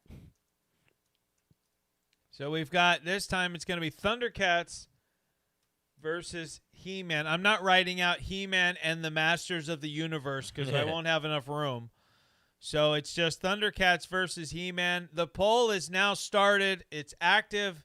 So get to voting, people. Yes. Which is the better show, Thundercats or He-Man and the Masters of the Universe? So right now, though, we have Scooby-Doo going to the final round of our best or favorite Saturday morning cartoons. So which means we're going to have to get in a Darkwing Duck thing, or we're going to have to throw in That's for the Darkwing next Duck. hour. Mom won't get it yet. Now, I think I can only put 4 things in a poll. I think so, yeah. So But when Ashton gets here, it'll be 3. Starscream in the Transformers Chris the Latta. movie was voiced by actor Christopher Collins, who was credited as Chris Latta. Latte. That's what I thought first, but it's Latta. Yeah, Latta. So good information, Maverick Defender, and anybody else joining us here. Make sure you jump into the poll and vote for which you think is the better show. Is it Thundercats or is it He-Man? We're already going into the final round. Ooh, Ashton's coming on at the start of the next hour. Sounds good. I think he'll want to be a part of the DuckTales conversation, so I think, or not, Well, not DuckTales. Ashton needs to the other one. Ashton needs to get some wins here Darkwing. on this one because the last time we talked Saturday morning cartoons on the Positively Pat Sim show, it was on the very first episode we ever did over 2 years ago when we were called the Positively Pat Sims radio program, and Ashton lost the Master Debaters, our very first Master Debaters game show, against my good friend Maria Pekaler, who knew absolutely nothing about Saturday morning cartoons, but her arguments were so funny and were She had to win. so I couldn't help myself. Like, she knew nothing about the Turtles. She didn't know anything about Garfield, so she didn't know who Odie was. What? I think I was asking her about Splinter, like name the Turtles, and it was just it was hilarious. It was and no, Ashton, I will never let you live it down. And a lot of it is because it really was that first show. Mhm. And that first show that we did on WANT, it was only WANT at that time. And that first episode, it gave me this boost of confidence that this was going to be something special. Yeah. I truly believe that had that show not gone as well as it did, that we might not be sitting here today. And the show has evolved a lot when we first did the show. Before, we were like 4 completely separate segments that were all about different topics. We were all over the map because I wanted to be a variety show, a lot like the morning radio shows I grew up with, like Mark and Brian. Yeah. But then we started kind of tightening the screws a little bit. But yeah, I'll say, man, that first episode we did our first fake sponsor bit because we went live Saturday morning the same weekend that the Flash movie came out. Oh yeah. And so we did a fake sponsor, which was Diarrhea the movie. Yes. We had beautiful movie. We did a Batman. Go watch it now. It'd be a Tubi movie, 100%. Yeah. that segment is, I believe, is still on our YouTube page. It should be. And it is also available across streaming platforms for wherever you get your music. So Spotify, Apple Music. You can look up Positively Pat Sims, and you'll find our Off to a Good Start album, and that Diarrhea the movie segment is in there. Yes. As well as some of the best of our Fake News Network segments and Seth's Sounds of Seth track. But we also have the 4-part Noah series comedy sketches, the Scotty Scaredy Pants, the Farting President. We got a lot of really funny stuff on there. But yeah, that first, when we ended with Ashton and Maria doing Master Debaters, I remember when that show was over, I thought that we've got something special here. And I didn't know how far we were going to go, if this was going to be anything more than just something fun to do on a Saturday morning, but it has evolved into what you see now, where we've got our WANT feed. We're here on YouTube. We've also got Warriors Unleashed. We've got our honest review shows. It's been just such a crazy whirlwind since that first episode. So the reason I never let Ashton kind of live that down is more so because I give so much credit to the way Ashton and Maria did on the show, to the way that Wendy did on the show and her contributions to the first couple of hours. It was incredible. It was absolutely incredible. All right, guys. So right now, as we get into the end of this second hour here and getting into the second half of the show, we do have a poll going that we're going to leave up through the next break that we're going to do. And it is, which is the better show? We've already established Scooby-Doo between Scooby-Doo and Garfield, which means that Scooby-Doo is going to the final round. Yep. But this one is Thundercats versus He-Man. So if you haven't voted in the poll yet, get in there and vote. Right now, Thundercats is in the lead. Again, Seth in the lead, 67% to 33%. Beautiful. I think it's mainly because of the main bad guy. I think well, I have to admit the design of all the Thundercats is pretty darn cool. Yes. Lionel's sword is amazing. The logo for the Thundercats is iconic. Oh yeah. Like there's a lot of Even if you things- don't know the Thundercats, I can almost guarantee you've seen the logo Yes. at least once. 100%. It's like throughout the internet everywhere. Just somewhere you've seen it. I've guaranteed. I've actually always thought it'd be a cool tattoo. Oh, yeah. Like I would love to get that as a tattoo. But also like I like replica things, right? Like I've got Conan's sword up on the wall over there. Another sword I've always thought would be a cool replica to have is the Thundercats sword. Okay, I didn't know this. Apparently, Lion-O shoots a laser into the sky, and they all chase it like a laser.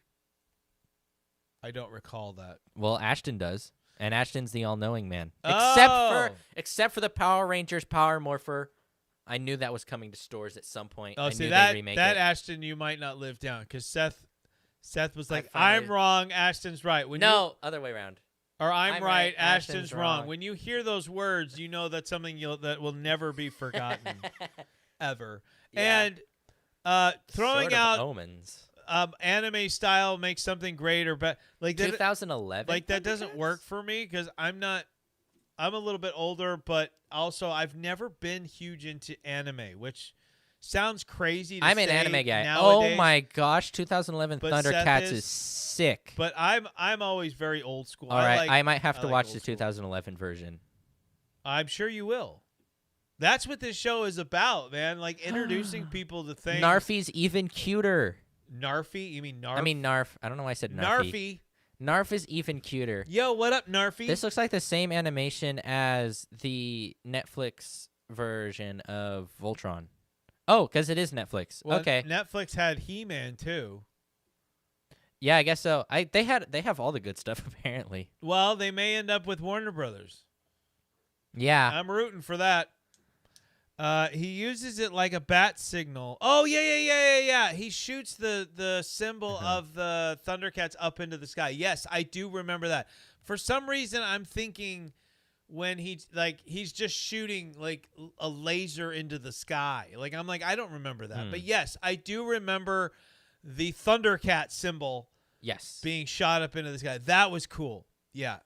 Netflix has all the good stuff apparently. Yeah, gotta start coming back to Netflix. Yeah. Netflix is very Except for very- Sun and Moon. Netflix has everything Pokemon except Sun and Moon. That's on Hulu and Disney Plus. Well, I mean, Netflix has Monday Night Raw. True. That's cool. When did Narfi get a buff? Narf. Narf. When did Sorry. he get buff or when did he get a buff? Because those are two different things. Get buff. Because look at this. When did he turn into this? No. Narf went from dad bod to god bod. He did the Thor thing. 100%. He's also huge. Look at that. Thundercats. Ho. Hey, Maverick, watch your mouth. Also, hold up. Let me We don't pull say up. ho on this show. This is the adorable Funko Pop. family friendly. Yes. That's an that adorable is a Funko good Pop. Funko. I like Great that. Funko Pop. I like that. Narfi with this. Ooh, that's kind of weird looking. All right, guys, we're going to take a My gosh, quick it's tiny. little break here.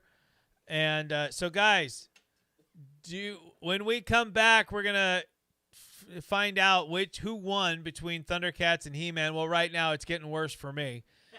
It looks like we're still convincing people that Thundercats is the superior show. But when we come back, guys, Ashton should be joining us momentarily. And we're going to get more into these Saturday morning cartoons as we build towards the big grand finale to crown a winner this morning. It's not overall of every Saturday morning cartoon show, just a few of them. So if Darkwing Duck doesn't win, don't take it personal. So, all right, guys, don't go anywhere. This next song I wrote for Seth. And so I hope, here he is.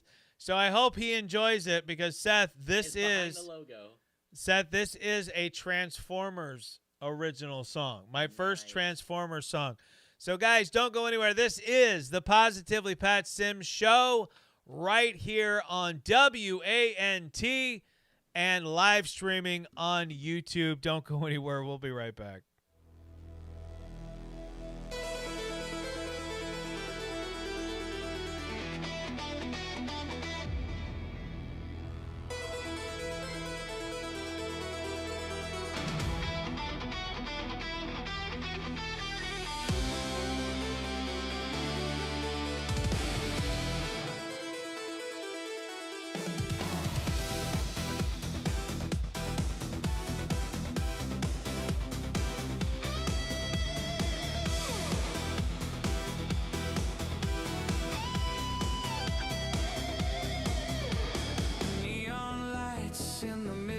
sky, metal giants rolling by, chrome and sparks, they own the street, shifting gears with steel-clad feet. Transformers, they rise, they fight, shadows moving in the neon light, heroes, villains, circuits collide, robots in disguise,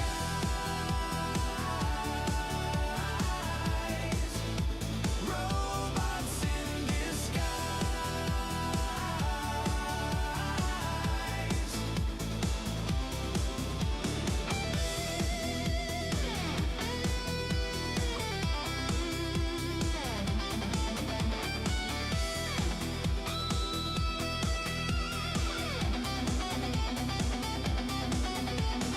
Engines roar, their hearts ignite, battle cries pierce through the night, Autobots, Decepticons clash, electric dreams in a fiery flash.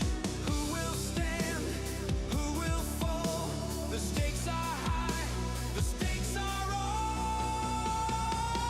Transformers, they rise, they fight, shadows moving in the neon light, heroes, villains, circuits collide, robots in disguise,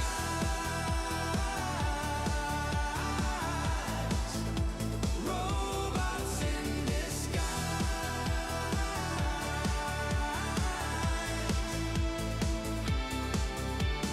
Shifting plates, the earth will quake, metal lives, the futures they make, rolling thunder, the sky turns red, living machines, are they alive or dead?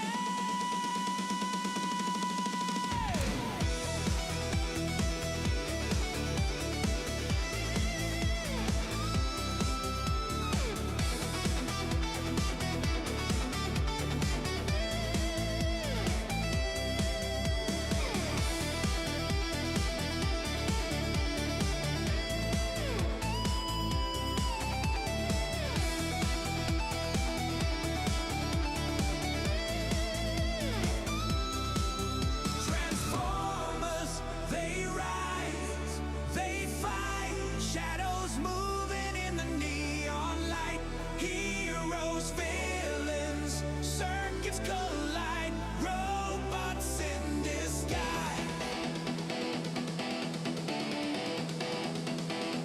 robots in disguise. Transformers,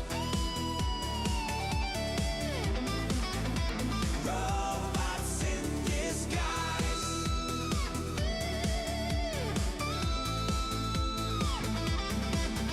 Transformers, robots in disguise.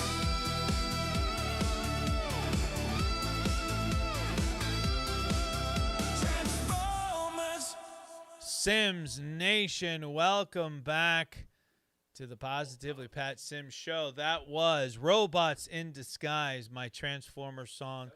And I was telling Seth, one of the things that I had originally wanted to do, but I ran out of time, was I wanted to edit the song a little bit and include at the beginning of the song the sound of the Transformers transforming, and the one that goes up in pitch, and then at the end of the song have it be the same thing but when it goes down in pitch. Yeah. Right? So have the two transforming sounds starting in the song, and then I think that's pretty good sound hide effects for me. them within the song itself. Like have it be kind of in the background so that it's like it's you meant to, like your mind knows it's there, but you're not really, it's not standing out. Like that was what I wanted to do. But when I came up with the idea, it was like Friday late morning, and it's like I don't have time because I got to prep for Warriors Unleashed and all this other stuff. So ladies and gentlemen, you might notice that I've added on each person's individual shot here. I mean, unless you're on WANT, then you can't see anything. But you'll notice mine has Batman and Garfield. And Seth's has Optimus Prime and Megatron. And these are all taken from our thumbnail that we use on YouTube. Yeah. And I like the ones I put on Ashton's that we're going to show you here in just a second. But I should have gone a different direction, now that I'm being honest. But let's welcome to the show Ashton, who has He-Man, Battle Cat, and Skeletor, Seth's new voice. Welcome to the show, Ashton. Welcome, Pat. I sent you the. And by the look, way, Dad, our I sent Zoom you- audio works on WANT too. Nice. Look at that. We are on Yeah. fire today. Dad, I sent you a Garfield and Batman crossover picture. You sent me. Oh, well, I'll have to see it later. But there's everybody brought into the shot. And, of course, one of my all-time favorite shows right there on the right, the Teenage Mutant Ninja Say Turtles. pizza to drugs, say no to yes. That's right. Say pizza to drugs, say no to yes. So inspirational. So, Would you like some drugs? Pizza. so what a lot of people might not be knowing Yes? No. right now is that what you're seeing here, I had to rebuild from scratch. Yes. Because we were having so many technical problems. Ashton's well aware of this. No love for Galvatron. No, we have love for Galvatron. Yeah, That's hold on. a little bit later. But in order to, we took a break last weekend, and in order to get everything kind of back on track, what I did is I just started over. And you guys might know on PC, when you go in and uninstall something, that pretty much wipes it. Like, you might have to go clean some things up, but uninstall is uninstall. On Yeah. Apple, not so much. Like, there's a process to getting rid of everything on Apple. So I had to So delete. stressful. Yeah, I had to delete the apps, then go into the thing and delete all the stuff, and because I reinstalled OBS and Audio Hijack like 4 times because I would open it up, everything was still the way it was. So I'm like, no, I need to start fresh so that I can set everything back up and get it working again. And I'm glad I did, but this took me a little bit to get everything back the way I wanted it. But now it's working. It is Even better than ever. Yes, and That's great. I mean, that was the goal. yeah. Yeah. And it was a lot of it. The problem with WANT ended up being a change in the program of Audio Hijack. So as early as Thursday, I still didn't have any signal going to Audio Hijack. Mm-hmm. I had all my virtual cables set up. Everything was good, and I'm like, it's right there. Yeah. Just do that, right? Like, as Harrison Ford would copy George Lucas, it's right there. Just do that. Yep. And then I just on a whim decided that I was going to try a different input. Cowabunga versus Booyakasha. Right. On the Audio Hijack, and doing that, just like I said, just on a whim, worked. Mm-hmm. And we have been successful ever since. So on Thursday night, we got it working, and here we are today. And so You know Ashton, what I got working? Awesome. You know what I got working? your mom. I got my beautiful car working. Oh, that's your wife, dude. I got my beautiful, beautiful RC car for my Chiefs or Chargers competition working. That's good. And it took so long. It took forever. What was wrong with it that it wasn't working? We were using brand new parts, but for some reason they didn't cooperate. And we accidentally found old parts that work much better than the new parts for some reason. So we put those together, and it's finally working. And we've actually got something that's actually going pretty good. Nice. All right. Sometimes you got to go to old school. We now have 2 shows in our grand finale. Neither Oh. one I chose. So we've got Scooby-Doo, Where Are You? Yep, And Good one. Thundercats. pretty good. So we need 2 more shows before our grand finale. Tron Ares, And Maverick, Maverick, no, funny- but my dad and my you brother. Should, yeah, funny you should say that, Maverick. So my son Owen and I, after this is over, are seen it. going to the theater, and we're going to be seeing Tron Ares for my first In IMAX experience since 2002's Star Wars Episode 2. So I have not been to an IMAX in 23 years, and it's my first 3D movie because it's IMAX 3D. My first 3D movie in the theater because we had a 3D TV. Yeah. Since Monsters versus Aliens. So Wow. I'm I excited. could have sworn we Wow. saw one of the Godzilla movies. Enjoy. In 3D. No, we've watched it here Ah, that's right. because, like I said, your TV is a passive 3D TV, which is really cool. Because Owen asked if we watched any in 3D before, and I'm like, I'm pretty sure we watched Godzilla. In Well, 3D. you and me watched Despicable Me in 3D. Yes, we did do that. Those movies were like, oh, Despicable this is 3D awesome. thing is cool. Let's take advantage of it like And nobody else I think was. they did the best. Oh, they did. Yeah, they did really, really good. But Monsters vs. Aliens was really Oh, good that's too. good too. Yeah. All right, guys. We're going to get into this. Ashton, we're going to let you go first and choose one of our Saturday morning cartoons in round 3 here as we go Let me for... pull up this list real quick. Yeah, and my wife has been desperately waiting for Darkwing Duck. We're But not gonna do that It yet. ain't coming from me. Hey, whoever chooses Darkwing Duck, I'm gonna choose DuckTales that round. DuckTales wins. DuckTales versus All Darkwing right, Duck. let's go with. Ooh, I had a headcanon for this show Okay. where it could have been a great movie. Ooh. Let me go Captain Planet. Oh. Very underrated. Like, and if it wasn't for a cruise that I went on, I wouldn't even know about Captain Planet. Ashton, But yeah, tell us. I had a whole headcanon for a new updated movie for Captain Planet. And you'd think now would be the time to do it, Yeah. wouldn't it? Well, like, don't you think? It Wouldn't now be a good time to throw out Captain would. Planet? You know, bring out the next woke mob Yeah. to come after Captain Planet. Exactly. Bring them. Because you know they'd be in full force for that movie. Oh, man. The Ashton. movie's so woke now. Oh my God, I wanna see Now this. all you have to do is make Captain Planet LGBTQ friendly too. Well, he already has green hair. He's technically non-binary. He's a mix of man and woman. True. Oh, He's right. There you go. He's right. That's Yeah. true. That's true. I have nipples, Greg. Ashton. Ashton, give us your argument, so to speak, as Yes. to why Captain Planet is going to take round 3 here. Captain Planet will take round 3 because Captain Planet has it all.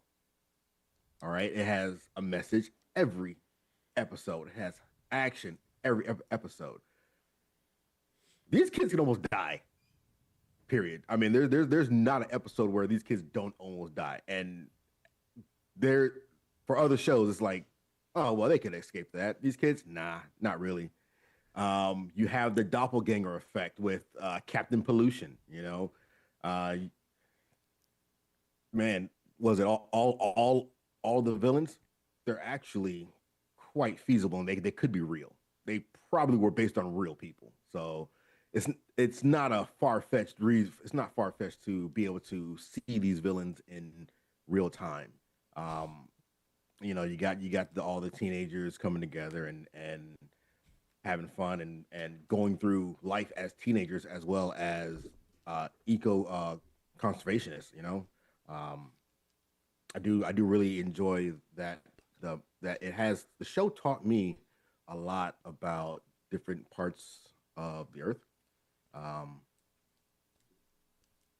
Yeah, man. I think I wouldn't know as much about animals and the ocean as I do now if it wasn't partly because of Captain Planet.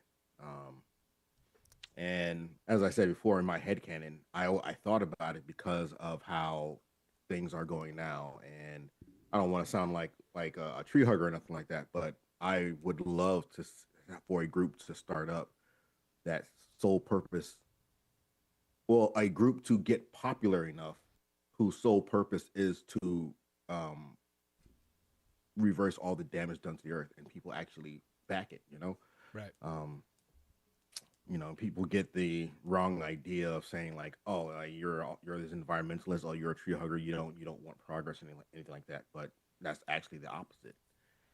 In the show, they take on all the big corporations who are just polluting everything and just trying to do everything for money and they come up with ideas that if they used it, they can still make profit, they can still push humanity into the future as well as protect the earth. But screw the earth. I want more money and land development. Right. But yeah, man. I mean, the show was, to me, was ahead of its time for all those reasons, and it's something that I think is needed now. It's something a positive show like that is something that needs to come out, and people need to watch it and just take it in. And I haven't even gotten to Captain Planet yet. That man is powerful. I mean, there's like almost nothing he can do. Yeah, he was except swim through garbage. And you gotta admit, like one of the key things, every show we've mentioned has a cool theme song, and Captain Planet is no exception. It does have a cool theme song. Captain Planet, he's our hero, gonna take pollution down to zero. Boom, baby.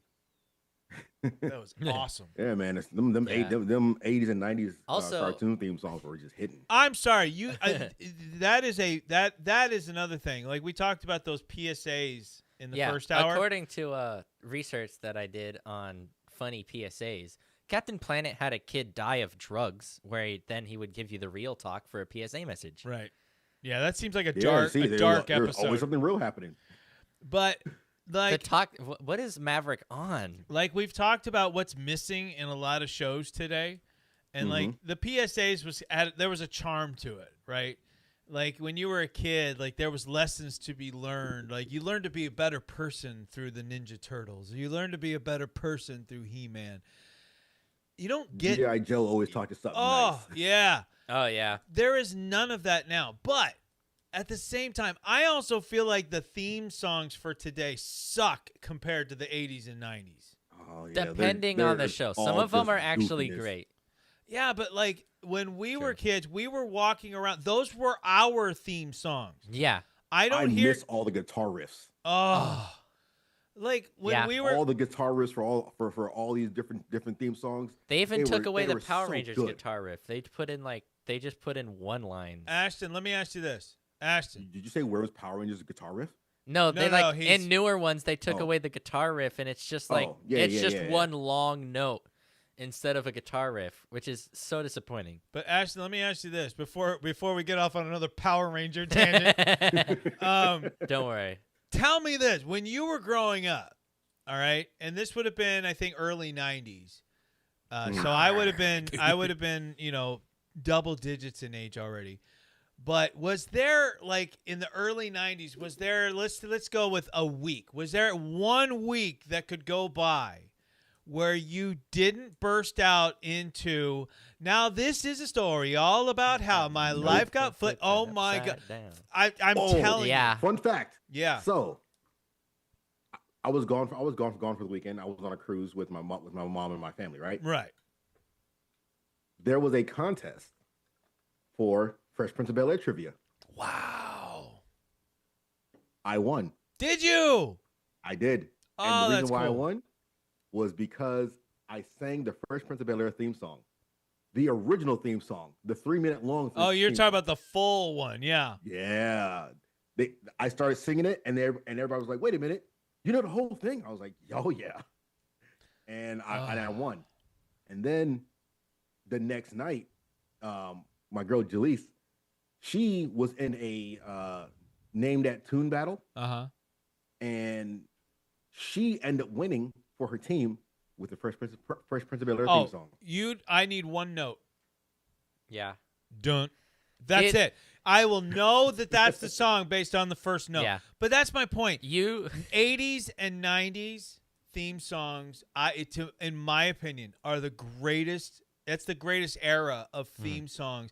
The Ninja Turtle theme. All of them are memorable. They're all like you go through this list. Matter of fact, Muppet Babies was addictive.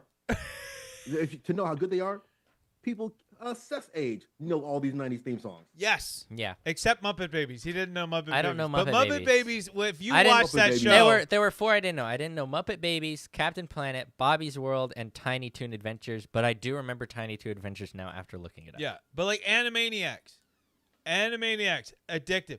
The Oh, real yeah. Ghostbusters was admittedly the Ghostbusters theme song, but Yeah. Alvin and the Chipmunks. Dun, dun, dun, dun, dun, dun. I don't Oh think my I ever gosh. watched the show, but I do know. I Um, do know it. Transformers, obviously. Yeah. Do, do, do, do, do. Here, let's play Name That Inspector Tune. Gadget. Dun, dun, dun, dun, dun, dun. I watched the remake that was on Netflix. Netflix had all the good remakes of old cartoons. All Apparently, right, what is this? Dun, dun, dun, dun, dun, dun, dun, dun. life is like a hurricane. Boom, the 17-year-old knows it. Ashton, you knowing the full 3-minute version of the Prince of Bel-Air, the Fresh Prince of Bel-Air, is like when someone asks me to sing the Transformers theme and I start singing the Lion version instead of the G1 cartoon. That's awesome. I'm trying to think of. I'm Yeah, trying exactly to. what it is. I'm trying to do. Well, Seth. Seth also knows. We're the Mario Brothers, And plumbing's plumbing's a game we we're found not a like secret others. award. Oh Working on man! the drain. Like I said, so good. And you know what's really funny is you can tell when we get to the 90s though, because a lot more hip hop came into the 90s Yeah. theme Yeah. songs. Yeah. There was a The lot guy was of making a rap. like that kind of safe like MC Hammer-ish Yeah. rap getting put in. I can't exactly remember some of the theme songs, but once I hear them, I end up knowing. I think they Yeah. call it bubblegum rap. Yeah, there you go. There you go. All right, Seth. We've got one of our choices is now Captain Planet. What is your choice for I think a good one to go against it is Voltron.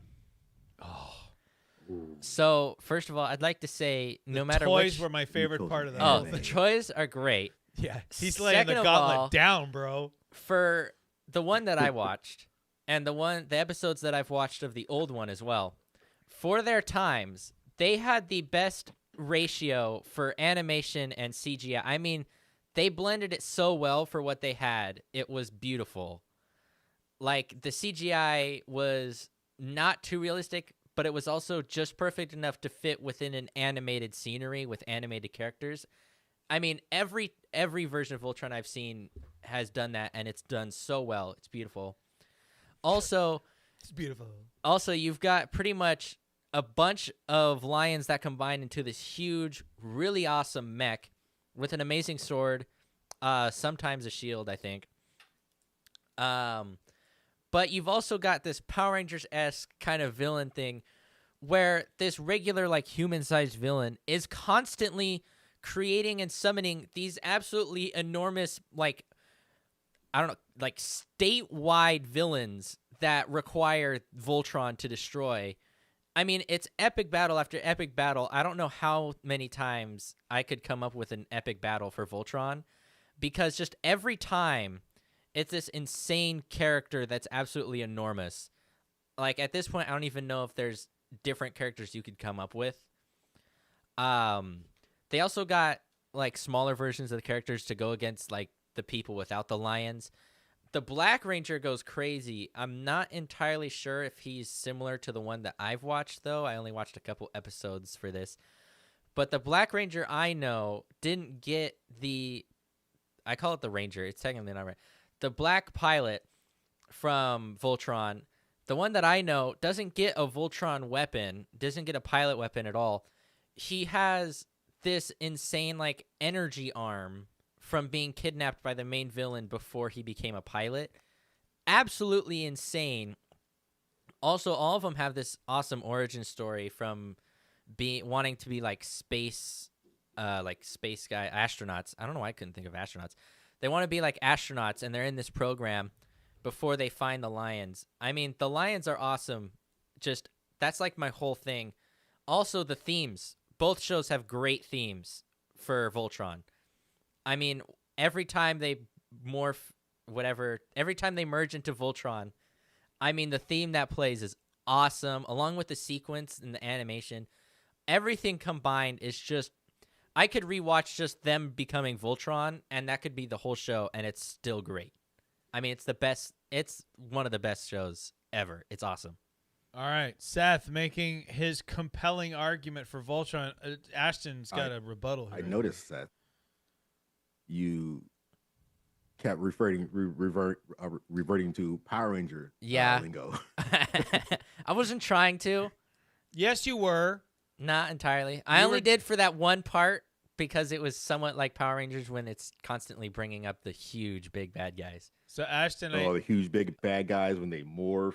You call them Rangers. Yeah. Hey, they're similar to the. Hey, it's pretty much. Hey, it's a cartoon version of Power Rangers. Hey. I wouldn't be mad. All right, it's still one of the coolest shows I've ever seen. So Ashton, I sent Seth. What'd you send me? 2 videos earlier this week. Oh, okay. Or was it last week? Where I showed him what I was doing while you guys were having your Power Rangers conversation. So while you guys were off on Power Rangers, which I know nothing about, I've seen very little. I've watched the movie, which I very much enjoyed. I know nothing about Can't wait for the new one. lore or anything like that. So while you guys are going off and I'm just lost in space here, I had Godzilla versus pigs in space. I had Godzilla versus Kong going on here. No. I know. I was just bringing up I saw the Muppet Show, and then I pulled out my grappling hook and shot it at the camera here. So while you were going on though, he was messing around again. Yeah. So anyway, guys, so that's it. Seth puts his vote out there for Voltron. The poll's going to be coming up soon, but it's my turn now. First of all, I want to say hello to Owen Carter. I have a question for Seth. Oh, yes. Ashton has a question for Seth. Yes. Do you know the names of the pilots? Matthew, Mark, Luke, and John. Because I haven't watched it in a while. I got to rewatch it, but right now I'm doing a couple other shows. I not that good. Don't know. Billy? I haven't watched Captain Planet in a while. Billy? I've never watched Captain Pilot. Captain Pilot? I mean Planet. Captain Pilot. I've never watched Captain Pilot. Leonardo, Raphael, Donatello, and Michelangelo. Am I close? I'm just saying, the show can't be that good if you can't name the characters. Okay, now if you were my age, collecting the Voltron figures was a big deal. Oh yeah, because you couldn't just have the right leg. Oh yeah, I wanted them all. Yeah, I got it. Oh, hold up. I think it's called. It's like having Optimus without the trailer. Like, right? Like it was cool, but I need the whole thing. Yeah. I think. Hold up. It should be. I mean, essentially, they're all the same. They're all the same lion. Yeah. You know. Yeah. It's just different colors, but it's like I want them all. I'm gonna put together. That was a cool head though. How it was the lion head and it opened up like Voltron was cool. We can't wait too long because it's my turn and we're almost halfway through the hour. You can go. I'm looking up something. My choice for this round, for round 3, Batman, the animated series. Number 1, it's freaking Batman, people.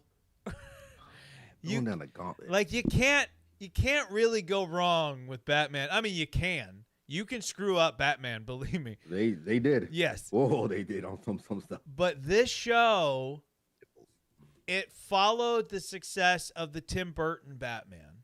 Used the same theme as the Tim Burton Batman, which is points for me. The suit used in there was a beautiful gray and black suit with a hint of like blue in there.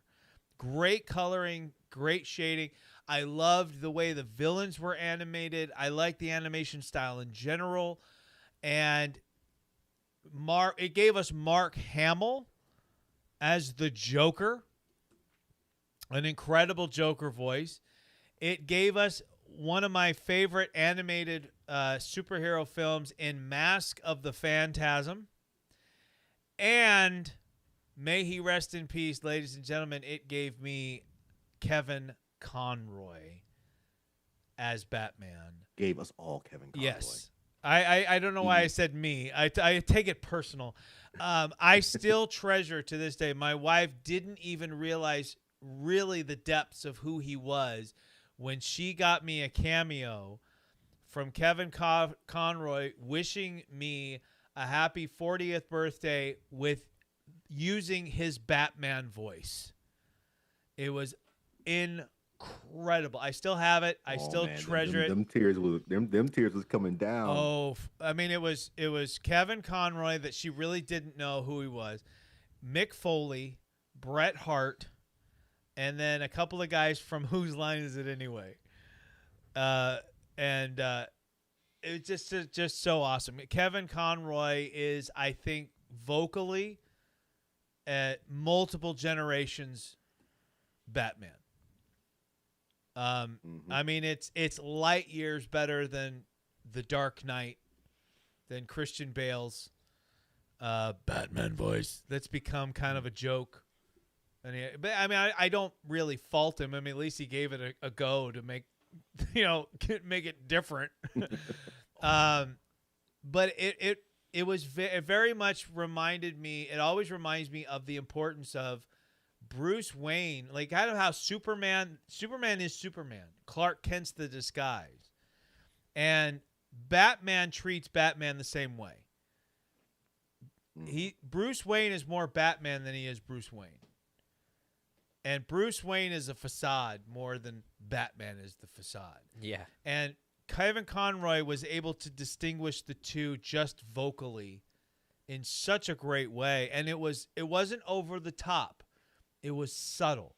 In the same way that I thought Michael Keaton's Bruce Wayne to Batman was subtle. All he did was drop his voice down like a semitone. That was it. Yeah. And it was enough to tell you that these were two different people. Yeah. So, but the animated series, fantastic. Absolutely loved it. Went for seasons. And it really gave us some iconic images and everything like that. So that's my vote for this round. And so, ladies and gentlemen who are watching us here on YouTube and in the live chat, the poll is live. So we have in this particular round, which was the better show for you guys? We've got Captain Planet from Ashton. Good, strong choice there. We've got Voltron from Seth. And we've got my choice, which is Batman, the animated series. I think those are three strong contenders for the win. So, and right now, Voltron, right off the bat, we're tied, all three of us, at 33%. Wow. So, for Voltron, I was doing my research on the amazing action figures. Yes. If you want the coolest Netflix version that transform into the lions and Voltron, Carbatix Blitzway has the best, like, insane transform. It has all the lions in their base forms and Voltron. Best transforming one. I mean, amazing. It looks cool. It has metal too. For the original, for the best action figure, and I mean, all of these are very posable and do transform. Carbatix also has the original Defender of the Universe Voltron that transforms, and they are all just amazing. Beautiful lions, beautiful Voltron. I have to look into that. You know what's beautiful, Seth? Your camera hasn't had an earthquake moment all show because we're using a tripod this morning. I know. It's so beautiful. It's so nice. Your shot is so great. All right. We had a joke in the chat where Maverick jumped in and said, George Clooney is my Batman. Good for you. Good for you. We watched some of that. Which is it's Arnold. This is why Superman works alone. Oh, yeah, which means Superman exists in that universe. All right, so that's it for round 3. So we're gonna let you guys decide who's gonna take it. If we end up with a tie, what we're gonna do is it's gonna be best of 3. But here's going to be the rules. So if we end up having to be the deciding vote, you are not allowed to vote for your own show. Because otherwise, this is going to be like who's going to be the pirate king in Pirates of the Caribbean. Everyone votes for themselves. And I can't guarantee we're going to have a Jack Sparrow that's going to vote for Elizabeth Swann. Yes, I go to Pirates whenever I can. So, hey man, it's a great franchise. Oh, so good. All right, we're going to go into round 4 now before we get into the finals of this for the final hour. And then for the final hour, while the people are voting on the overall winner of the 4 rounds we're doing here, we're just going to discuss other shows we really liked and other things, like Darkwing Duck. Mm-hmm. All right. Yeah. All right. So, Seth, I want you to pick first this time. All right. I'm going to go with... What do I want to go with? I think I'm going to go with Pokemon first. I'm going to go with Pokemon. He's going there, folks. He's going. The original. The Indigo League. Beautiful. He wants to be that's we're going right there. the very best. Like no one ever was. Even Yeah, and I've never been again, that ranks up there with Power Rangers for me. It's not that I'm not putting it down. I'm saying it ranks up there in stuff I know nothing about. Yeah. Like I think I've played the card Pokemon with you once. Yeah. I've never been one of those card guys like Magic. Like when I was in high school, Magic the Gathering was huge. I have Magic the Gathering. And I'm like, I want to get. They have the new he's getting Spider-Man bigger now. collab for Magic the but Gathering. I never got it. I need to get. I wish I had the Transformers ones, but they have a brand new Spider-Man collab for Magic the Gathering too. But then again, I can't even play video games now What for is more than 30 Maverick? minutes. What And is then I'm like, Ryan I'm done. Reynolds' Pokemon? What are you talking about? Ryan Reynolds. Oh, that's Detective Pikachu. Yeah, Detective Pikachu. Oh, He that was has Ryan Reynolds. He was Pikachu. Yeah, he was Ryan. Oh. He was Oh. Ryan Reynolds. Yes, he was. Yeah, he actually was himself. in that movie. Yeah. I haven't Yeah. seen that movie in so long. My bad. I haven't seen that movie in I so liked long. it. It was a now good that I movie. did. Again, I've seen the movies of all these Drugged things. up Pokemon. I like that. I do like the look of. I remember playing the Pokemon Stadium, and I was always Charizard because I like dragons. Charizard's the best. Mega. Mega Charizard X. All right. Never. So Seth, I'm a give Black us Wish guy. your argument. Why is Pokemon gonna take round 4?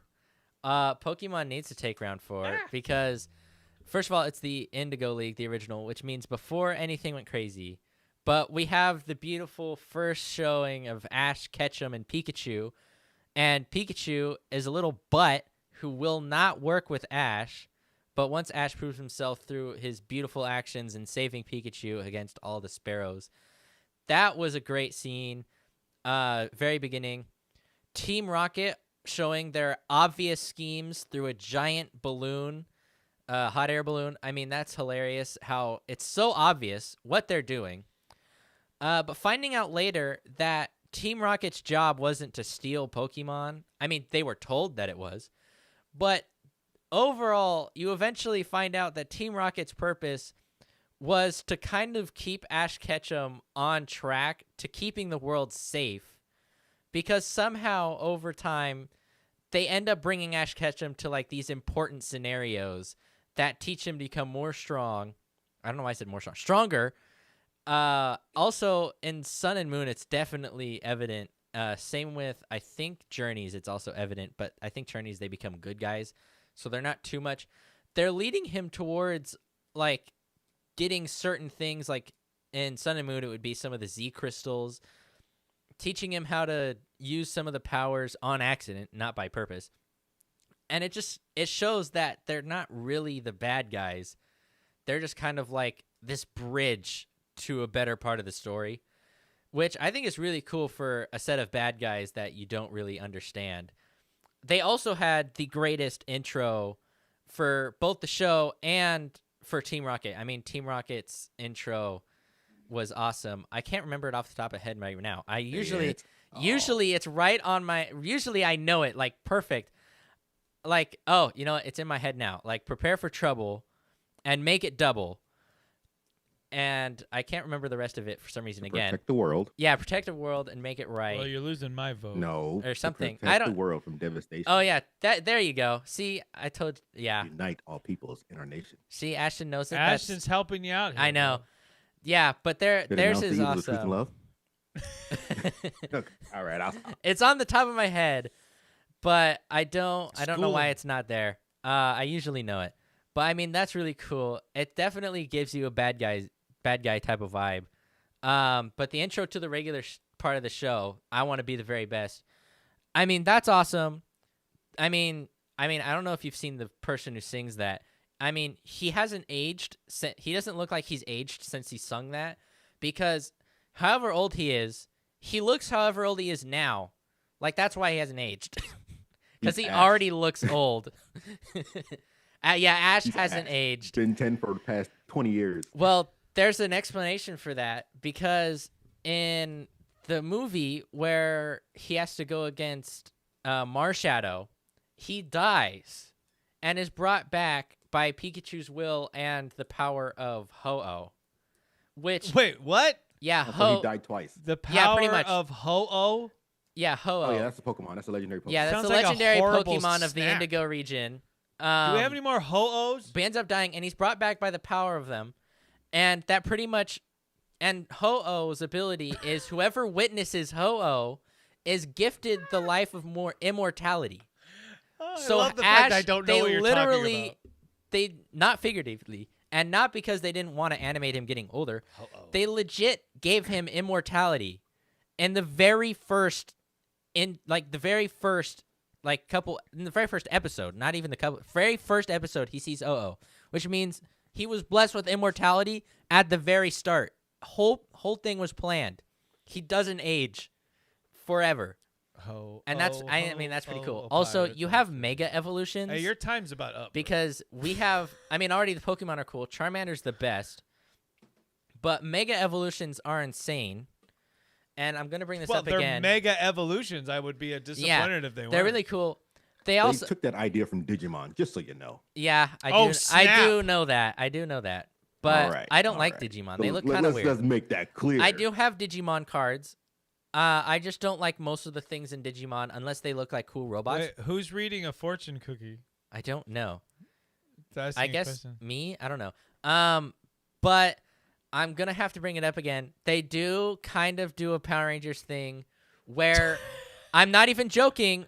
It's multiple episodes where Pokemon are mutated from regular size to city-destroying monsters, and we have the to use. Gigantamax? Yeah, well, no, it's in the original version where literally I think it's an Inkay or something, or the evolution of Inkay becomes huge, and it's legit the Indigo League, where he becomes huge city-destroying Pokemon, like a Power Rangers type. Oh, let's just make this bigger, and now he's the big bad guy, and they had to fight that. Like they full went Power Rangers again. Because apparently that was in the original Indigo League series. it was either Indigo or season 2, whatever the second that season really was. I don't remember that at all. 'Cause I remember hundred- the only giant I- Pokemon in the Indigo League was the giant Dragonite. Yeah, The Lighthouse. I don't remember Dragonite, but I remember it was like that. It was one of the tentacle Pokemon that got really big for some reason, and it was before we had the legendary Pokemon from X and Y, and it was way before VMAXs, and it was before we even figured out Mega Evolutions. I think it was just the Pokemon somehow got big, and we had to defeat it because it was about to destroy a city. Like. And that's clear. That's a clear episode in my head. Like I know for sure. I'm letting you know that wasn't part of the first or second season. Okay, I know it's somewhere in the original series. It's in my head. I know it's there. All right, I got it. But it was kind of crazy. But that one, again, taken after Power Rangers. But I mean, also all the Pokemon pretty unique for just 100 for the original. I mean, I liked them. 151. 151. That's how many? I don't know. Oh yeah, that's why they made the 151 card packs. That's why. That makes sense. Come on. I gotta slow your roll. Okay. Bro. Okay. Anybody else loving when Ashton corrects Seth? True. By the way, Also, Just I think it's the way he does it. Like, 'cause you can correct somebody, but he's like, hold up. "Oh, you mean this?" Like he got all like, "Oh, It was so funny. Yes, welcome to the Ashton and Seth Pokemon show. But there are some things in the chat here I wanted to read because some of this is pretty good.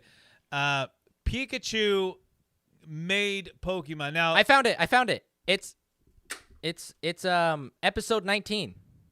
It's Tentacruel, where he destroys a city. He gets absolutely enormous. You're right. I was wrong. Yeah. I remember that now. I told you, clear in my head. You get one on me. Clear in my head. That episode has been in my head forever. I knew it.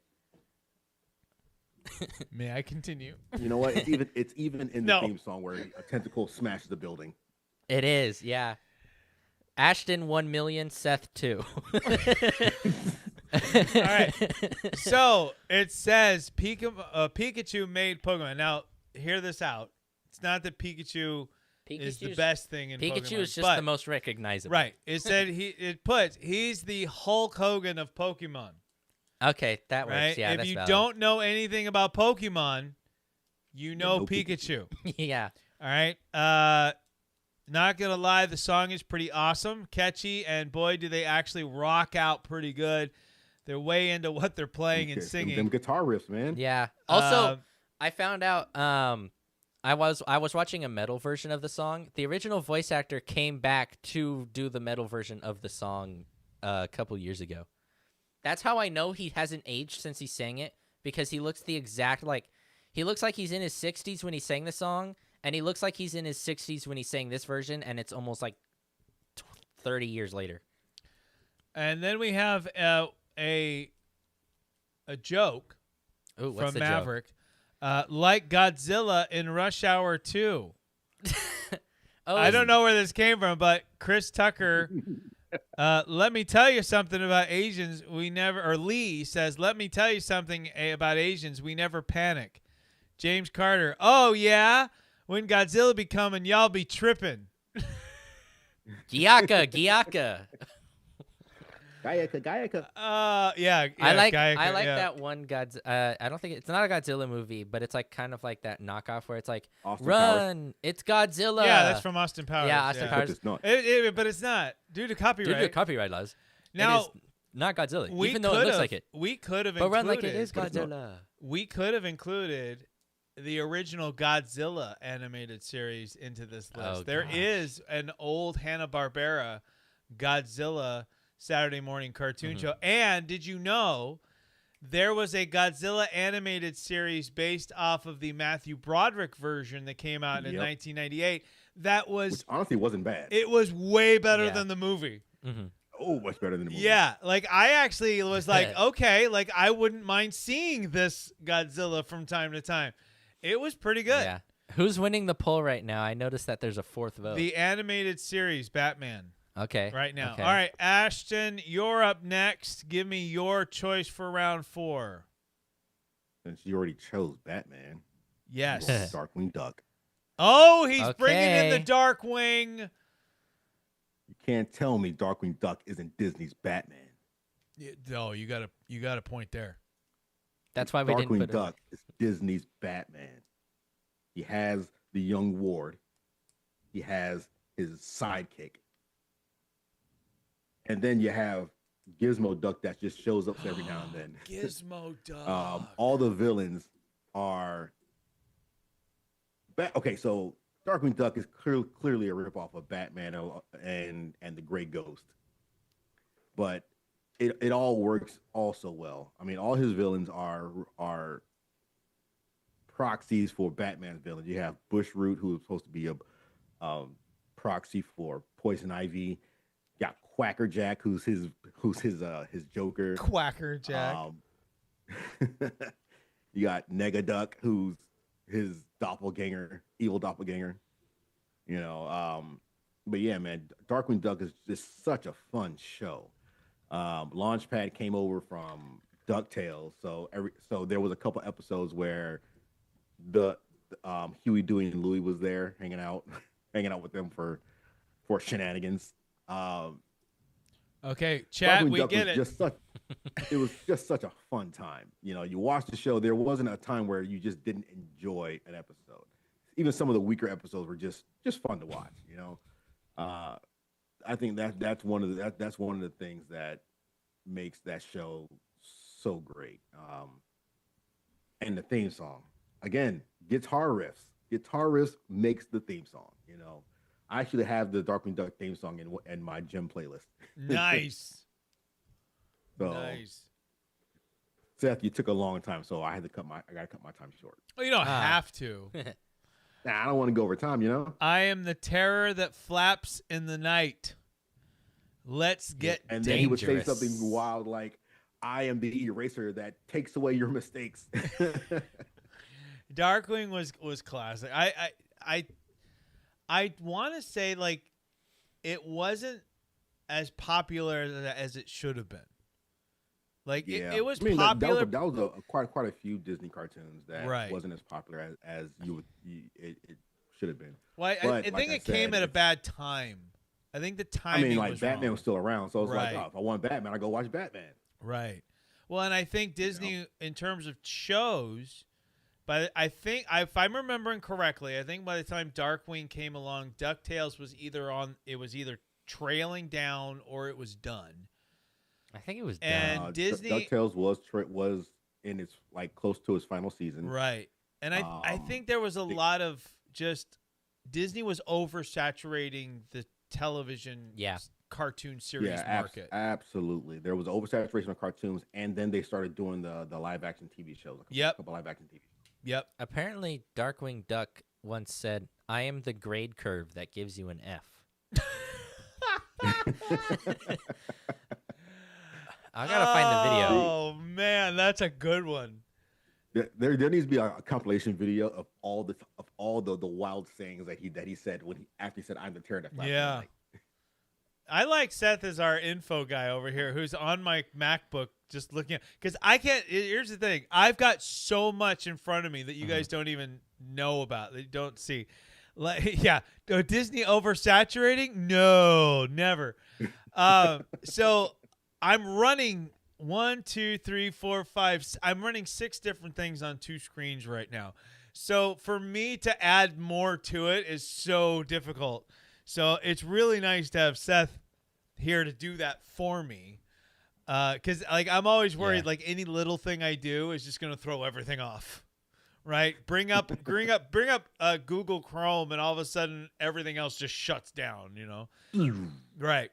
So because you guys don't know that I'm producing the show live here. So if you don't see my hands, if they're down here, I'm not doing anything inappropriate. But I'm using the mouse and the keyboard. I'm switching shots. I'm doing things, different things. So it's a lot of fun. But Darkwing Duck, man, great pull. I know my wife's been begging for it, but I'm definitely cosplaying Darkwing Duck. I would love to see that. I'm definitely cosplaying. I had a buddy of mine cosplayed him once. Yeah. And I liked his version of it, but the version that I want to do, it's going to be found tough. it. You found? Oh, what did you find? I am the grave curve that gives you an F. So hold up, I'll see if I can turn this up real quick. Oh, I have the other one on real quick. Yeah, we can hear ourselves. Let me pause that. That's nice. Okay. You got to put the mic down by the computer though, so we can hear it. better. Okay. Gotta come up with something really fast. Time is running out. I am the terror that flaps in the night. I am the grade curve that gives you an F. I am Darkwing Duck. He says that because he's at a school play. Here's another point for Darkwing Duck. The guy that does the voice for Darkwing Duck is he's like the second coming of Mel Blanc. If you guys don't know who Mel Blanc is, so he did all the voices for Looney Tunes. And I don't mean a couple of voices for Looney Tunes. I mean all the voices. He was Bugs Bunny, that guy. Donald Duck. I remember. He was everybody, right? Now you need one guy for each character. But this one guy did all of them. This guy that did Darkwing, I can't think of his name off the top of my head, but he also does, for Disney, does Winnie the Pooh. He also does Tigger.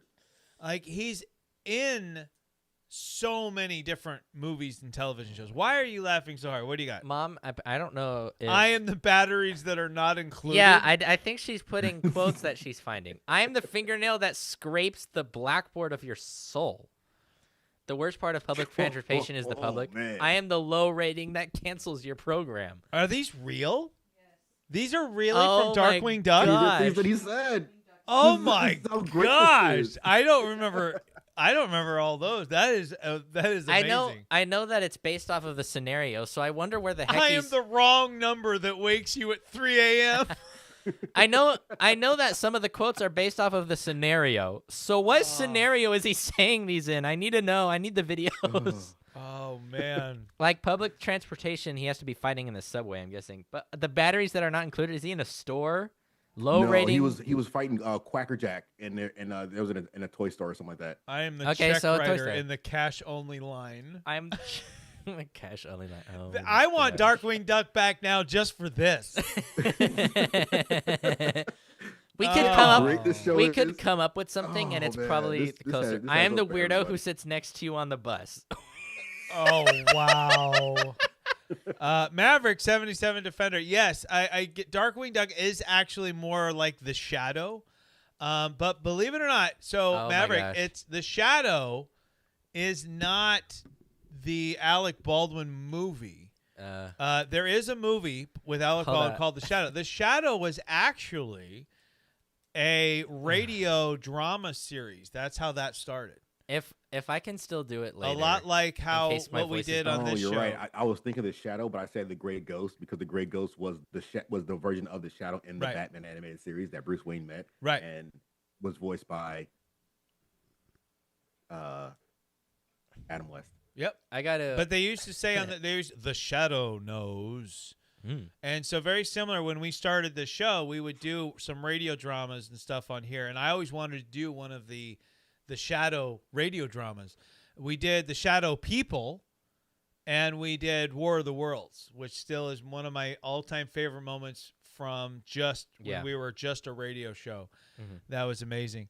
If I can still do it later, I need to say all of these I am the- Darkwing Duck quotes Yeah. in my Skeletor voice. Apparently, Darkwing Duck and Mr. Freeze have some of the best puns. Why'd you say best like that? I don't know. Yes. Because I was going to say Yes. greatest, and then my mouth said best. So my mind was thinking Yes. greatest, and it was best. I'm the surprise in your cereal box. That could be taken very wrong. All right, it's my turn. Oh no, we had our first shake. Yeah, your foot hit it. My Yeah. foot. All right. I'm going to make mine quick so that we can get to the next break That's what and then she said. jump into the final round. I'm going to make you know what? I'm going to go here. What are you gonna do? I absolutely loved this show. I think more than I thought I would. Which one? It did not take me long to warm up to it. It's not, I think, on anybody's top 5. Muppet Babies. Right. Maybe some people's top 10. I was so into this. I had toys from it when this show wasn't made to sell toys. It was, I don't know why they made the show. I think just to capitalize on the popularity of the movie. But I'm talking about the animated show that was the real Ghostbusters. I had so many Ghostbuster toys. The real Ghostbusters is one of the very definitions of that was so much better than it had any right to be. Like, the movie was iconic. And whenever you're going to take something that's iconic as Ghostbusters and try to make a series about it, 9 times out of 10, it falls flat on its face. Right? They just don't translate very well when you do that. And they were able to, in my opinion, capture the essence of Ghostbusters, the movie, in this show. The voice casting was spot on. They did a brilliant move, which was take a popular character from the movie, Slimer. First of all, they gave him a name, because he wasn't Slimer in the movie. That wasn't what he was called. And Right. they Didn't even made have a name. no, they had a nickname for him behind the scene. I don't recall what it was, but it was not a good one. But they made him a character and made him like the mascot for the Ghostbusters. And Slimer became a huge hit. Like Seth, I think don't you have the Slimer Funko where he's got like 30 Yes. hot dogs in his mouth? Mm-hmm. I mean, They gave him so he was marked as the Green Ghost, but they Right. called him Onion Head. Onion Head. That's right. Oh gosh. But anyway, Slimer was everywhere. When I was young, man, there were Slimer toys all over the place. There was the Ecto Cooler from High C that was huge. I mean, the real Ghostbusters to me was I could miss the Ninja Turtles from time to time because there was something. As you got older, it sometimes felt a little too kid friendly, and then that's no offense. That's exactly what it was supposed to be, and the Ninja Turtles were absolutely there to sell toys. Oh my gosh, Right? And so was the real Ghostbusters. There's a let's be real. Slimer rubber duck, but it's just Yeah. Slimer eating the rubber duck. Yeah. Oh, Yeah. there was so much. You look up old 1980s, 90s Slimer merchandise. It was everywhere. Slimer made an appearance on an Earth Day special. You can find this on YouTube. There were I think it was 1990, 91, somewhere around there. There was an Earth Day special with all kinds of celebrities and everything. Did the real Ghostbusters show up? No. No. You know who did? Slimer. Someone made a Mad Balls Slimer. Yeah. Oh, Mad Balls were great. Seth, do you even know what Mad Balls I don't are? remember what those Yeah, are. it's the balls that are like creepy characters. they Like there's were- the baseball is the one that I know. They were slightly smaller than softballs, slightly bigger than baseballs, and they were like you would they were all different kinds of monsters and different Oh, creatures. okay, I know. I remember that. I now. had a one that was Predator. I had a Predator Mad Ball. And I wish I looked up- still had it because I got it after I think I got it after I got married to my wife. But I think it might have gotten torn up by a pet at some I point. see Which is it. why we don't have it. Oh, I think I remember seeing that one. What, the Predator The one? Predator one, Yeah, yeah. I had a Predator Mad Ball. Yeah. It was They also awesome. have Alien, Freddy Krueger, a bunch of horror characters. Yeah, I would But the baseball is the one I know the most. Like when you have an addiction to spending on stuff, which obviously look around me, I have. Actually, a lot of this is gifts.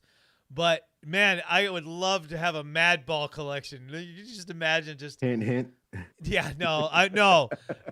To be fair, like my wife's probably going, "Oh crap, here's another thing." No. I'm yeah, it's cool, but no. Like I'm very happy. I could just like 3D print And they're hard to 3D find. model and 3D print like mini versions. Yeah, like yeah, that's really cool. All right, guys. So those are our three. So we're going to. Oh my gosh, they end- have some of them have like bodies that you could get as Yeah, as, like I remember that. add-ons. You could. All right, so added to our grand finale is Batman the Animated Series. We are ending the current poll, and now we're going to start the new poll so that we can get to our grand finale 4 shows. So let's see, which is the better show. Maverick And says the best Mad Ball was the Xenomorph. the alien. Xenomorph alien, that was pretty good. I That one, like honestly, that didn't look very good to me. That looked I kinda like the weird. Predator. I mean, I'm a sucker for Predator. I love Predator looked Predator cool. is one of my all-time favorites. All right. So, we've got Pokemon from Seth.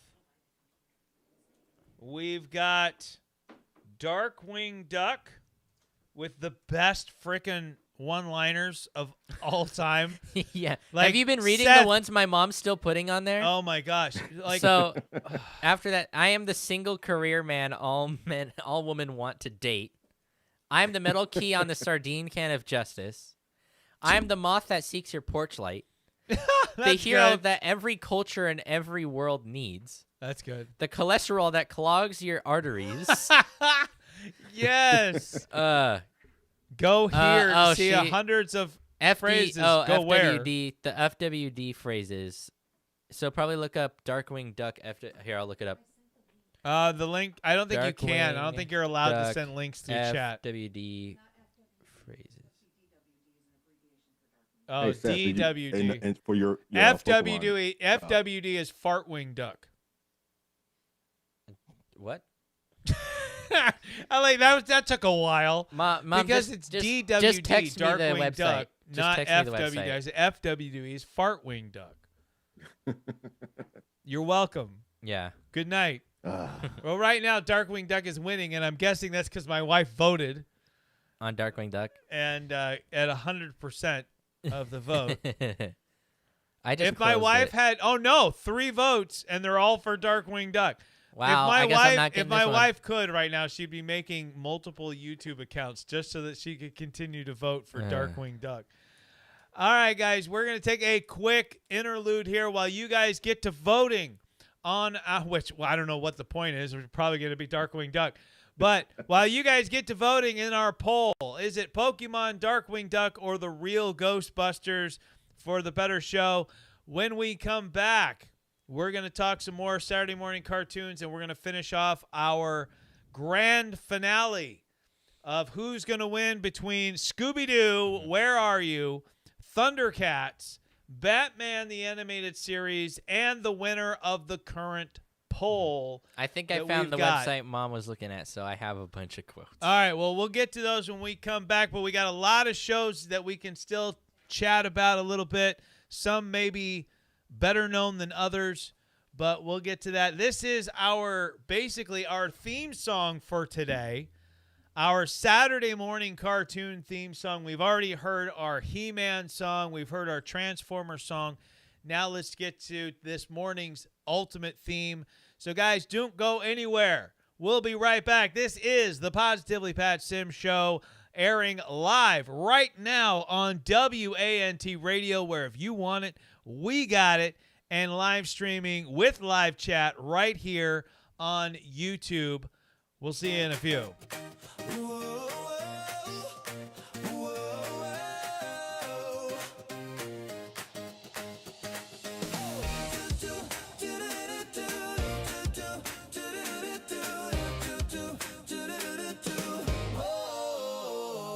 Cereal bowls on the coffee table, remote in hand like a knight so able. Blanket fortress in my kingdom of dreams, the glow of the screen, bursts and beams. Heroes leaping through pixel skies, villains plotting with the cunning lies. Catch me running with the digital crew. Every week there's something new. Saturday morning heroes, saving the day. Bright colors flash, villains swept away with a zap and a pow and a roar that grows. We're flying high with Saturday morning heroes.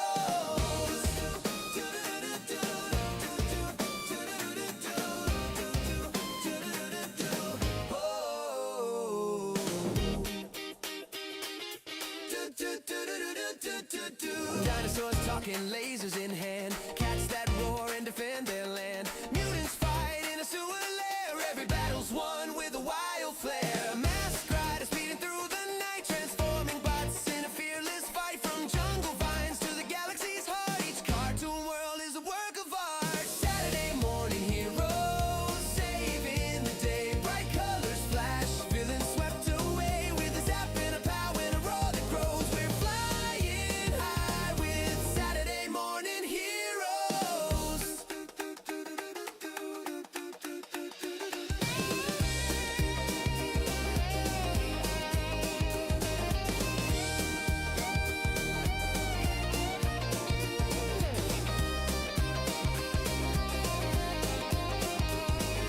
Saturday morning heroes, saving the day. Bright colors flash, villains swept away with a zap and a pow and a roar that grows. We're flying high with Saturday morning heroes.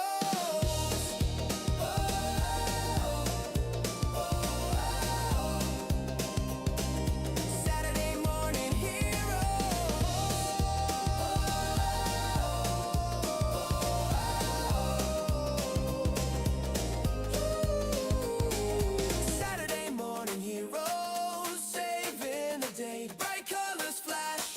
Swept away with a zap and a pow and a roar that grows. We're flying high with Saturday morning heroes.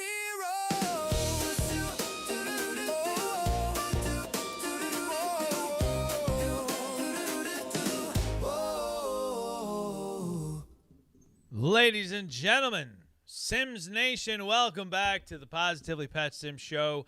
I am Positively Pat Sims, and I'm positively happy to be with you here this morning and having a great time on today's show. This has been a lot of fun talking about all of our favorite Saturday morning cartoon shows, reliving a lot of cool memories, as well as enjoying some Darkwing Duck sayings that I believe Seth has some that he would like to share with you right here. I've got the whole list. He's got the whole world in his hands. ladies So and some of them gentlemen. we've already mentioned because my mom put them in the chat. Yeah. So these were all things that he's actually said on the show, or Yes, just like this is like the whole list of things. Well, give us. I mean, I'm pretty sure he some does good something ones. different in every episode. That's probably why there's this whole thing. definitely. But let's not spend the rest of the show. I doing can't. this. I'd have to. We'd send the rest of the show just for me looking for the good ones before I say them. So I'm just gonna say whatever I see. The jailer who throws away the key. The termite that devours your floorboards. The flea you cannot flick. The combination lock on the vault of justice. The icky bug that crawls up your trouser leg. The pin that will burst your bubble. The cold sore that stings your lips. Oh. The spare sock in the hamper of life. Apparently it says in despair in parentheses. The spider who nips at your neck. The little mouse that eats your cheese. The cloud that rains on your hit parade. The clipper that trims your hedges. The repairman who tells you that your warranty has run out. The butter that burns in your pan. The hair in the lens of your projector. The scourge that pecks at your nightmares. Distracted in parentheses. Oh, guys. The pustulant blister. The what? There's a U. That bursts in your boot. We already did that one. The $10 service charge on all return checks. I am the kettle that whistles in the night. I'm the little teacup with a teeny weeny hole and a little handle that you can never quite get your finger in. All right, hold on. Right, I'm gonna pause. Wait. Hold up. Just one more. It's really one short. more. Okay. I'm a teapot duck. Short and stout. Nope. Just Here- it says switched occupation. Oh. It says I am a teapot duck. Switched occupation. So I take it Ugh. because I don't remember a lot about Darkwing Duck. I just remember when I did watch it, I enjoyed it. But I imagine he did one for every episode. Yeah, it was a different one every episode. I'm guessing because Starts off there's I'm the thousands. terror that flaps in the night, There's hundreds. and then the other And then it would go into the pun. Yeah. Got it. I am the terrier that nips at your shoelaces. I am the lavender wrist slapper. And that's when Darkwing switched with someone. It just says the character Darkwing switched with. I don't know who it switched with. The widget that is missing from any easy-to-assemble swing set. The ingrown toenail on the foot of crime. The zit that forms when you get a really big date. The impact wisdom tooth. The self-centered boob who hands over the city at the drop of a dime. Remorseful. The itch in your trigger finger. The currents of vengeance gurgling through your sewer. The He's had to had like 2 or 3 of these per episode because there wasn't that many seasons. Yeah, like I'm thinking he must have done this like 2 or 3 squashed times. bug on your flying saucer windshield. The paper cut that ruins your morning. The rhinestones on the jumpsuit of justice. The stain that can't be rubbed out. The number 90 sunblock that will stop your burn. The bubble gum that clings to your shoe. The weirdo. Oh, I already did. The check writer. Oh, no. The quality time that ruins your playtime. The hero that. Oh, I already did. The blown fuse that blacks you out. The soap that's cleaning up this town. Dark Wings Ducks, apparently. The parking meter that expires while you shop. The soap scum that lines your bathtub. The hairball that clogs your drain. The misshapen blotch that stains your walls. The ham radio operator who scrambles your reception. The flea on your parrot. Darkwing Double Bloon. Okay. Or doubloon. Okay. I said we're not doing the rest of the show like this. Yeah, we I are. feel like there's like 300 more. Let me see. Like this is unending. I'm actually closer to the end than I thought. I'm closer to the end than I thought. I think we're good though. Yeah, I think we're good. I think we're good. Yeah, that yes. And you know you missed Yes, the opportunity Jaleese. to say my Skeletor. That's a lot of quotes. I did. Yeah, you didn't say any of them like Skeletor. I did. Yeah. Welcome, Jaleese. I got to do that later. to the show. It'll be funny. I wonder who that is. Feliz Ashton. Navidad. Yeah. I wonder. We need Hey. more of Jaleese in the chat.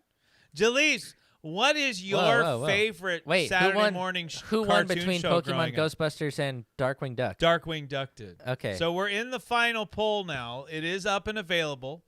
So if you guys want to vote right now, you Okay, can so do it's so between on these the four right now. finals of the Saturday morning cartoon show. So right now, your choices are Scooby-Doo, Where Are You? Thundercats, Ho! We've got, that must have been written by Hacksaw Jim Duggan.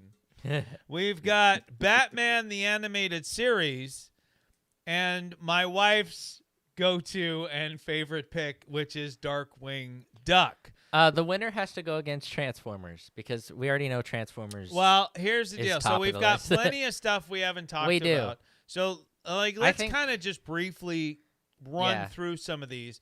So obviously, we need to get to Teenage Mutant Ninja Turtles, X-Men, and well, I'm going to Transformers, start. I I'm think. just going to work my way down. So Okay. obviously, the Teenage Mutant Ninja Turtles. That was, I mean, when that show came out, I was, I think that was late '80s Mhm. when the Ninja Turtles. They first came onto the scene in 1985. So by the time they hit the cartoon thing, I mean, like Yeah. it was such a ridiculous. They're concept. they're the same year as Transformers. Yeah. So I mean, it's such a ridiculous concept, but I every think, time or no, Transformers was a year earlier. it works. Like they make Yeah, it man. work. The turtles was life changing. it Now, was such a fun time. the good part about the fact that Transformers, G.I. Joe, Ninja Turtles, He-Man were all about selling toys was you had this never-ending cast of characters. Yeah. And there That are was some awesome. great ones Absolutely. that I'm still waiting to see in film version, like Leatherhead, and who was a big Yeah. alligator. You had Rat King. Mhm. I would Or, like, love to characters- see Rat They King. never, in had, a- they never had Slash in any of the movies either. No, You would Slash. think that either Toka and Rezar. Razar. Rezar could have Yeah. been Slash. Or like Yeah. certain Well, characters I wish they'd have been Yeah. Bebop and Rocksteady. when they like but- Yeah. certain characters when they remake Oh, we did shows. get Bebop Rocksteady though. If they aren't in the show, sometimes they'll still Famous. get toys too. right. Which Uh, are like their new toys would be like based off of the show, even though they're not in them. And we've never Anymore. seen the fly version of Baxter Stockman in a movie. Mhm. Now they've all been involved in TV shows and stuff. And I think Toka and Razar even made an appearance in one of the turtle They did. animated Yeah. things. Yeah, the It was the one where they're all 3 animated together. one, the Nickelodeon Yeah, version one. right. Yeah, like Which Nickelodeon version though? Because you have the Um, newest one. Not you the have one where Shredder was the Utrom, but the one where Shredder was actually working with the Utrom. And it was the one where their eyes would go white, and it was like, "Hey, do the eye white thing," and they Right. blink their eyes, and then like they'll just.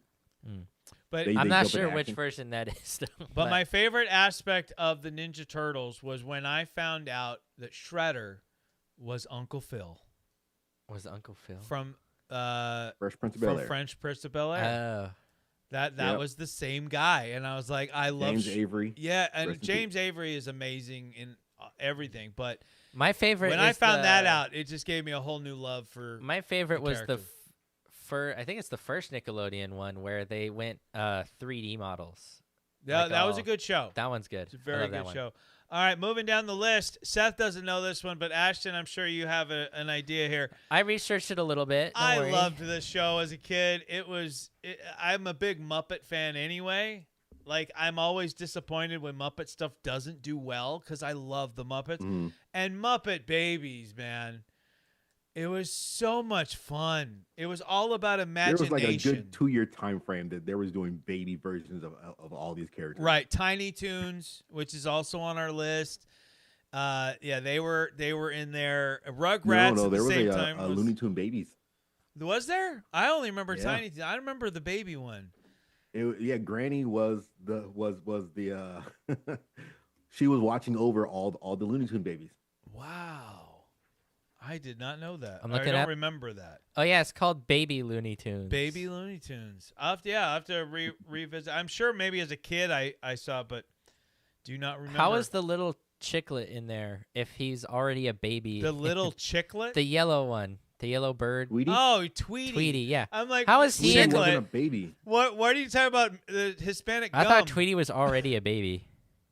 No, Tweety was never a baby. Tweety was never a baby. No, Oh. yeah, A no. canary. It's just small. Oh, okay. I twa putty tat. But Muppet Babies, getting to Muppet Babies, like it was very Muppet, right? But like Mhm. we got to what I liked about the show even more so than like the Muppet Show and things like it really let us get to know each of the Muppet characters that were in there. Everybody had a time to shine. And usually the Muppets was very Kermit and Piggy heavy with a sprinkle. Muppet Babies was more about Gonzo. Yeah, Gonzo, and even the Beacon Professor. no, I'm thinking of the brother sister. They were used like on the Muppet Show. The guy was usually like the backstage guy he was the runner for everything. Scooter, you had Scooter and Skeeter. Oh, okay. They were big on the Muppet Babies, but Animal, everybody got a chance to really develop a character on a little baby kids show that the Muppets never did. Animal was always a very kind of one-dimensional, just crazy drummer.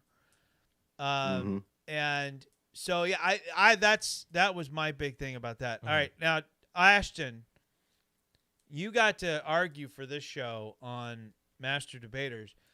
And we did not put it in our list. I think it might take the cake for a lot of people. Which one?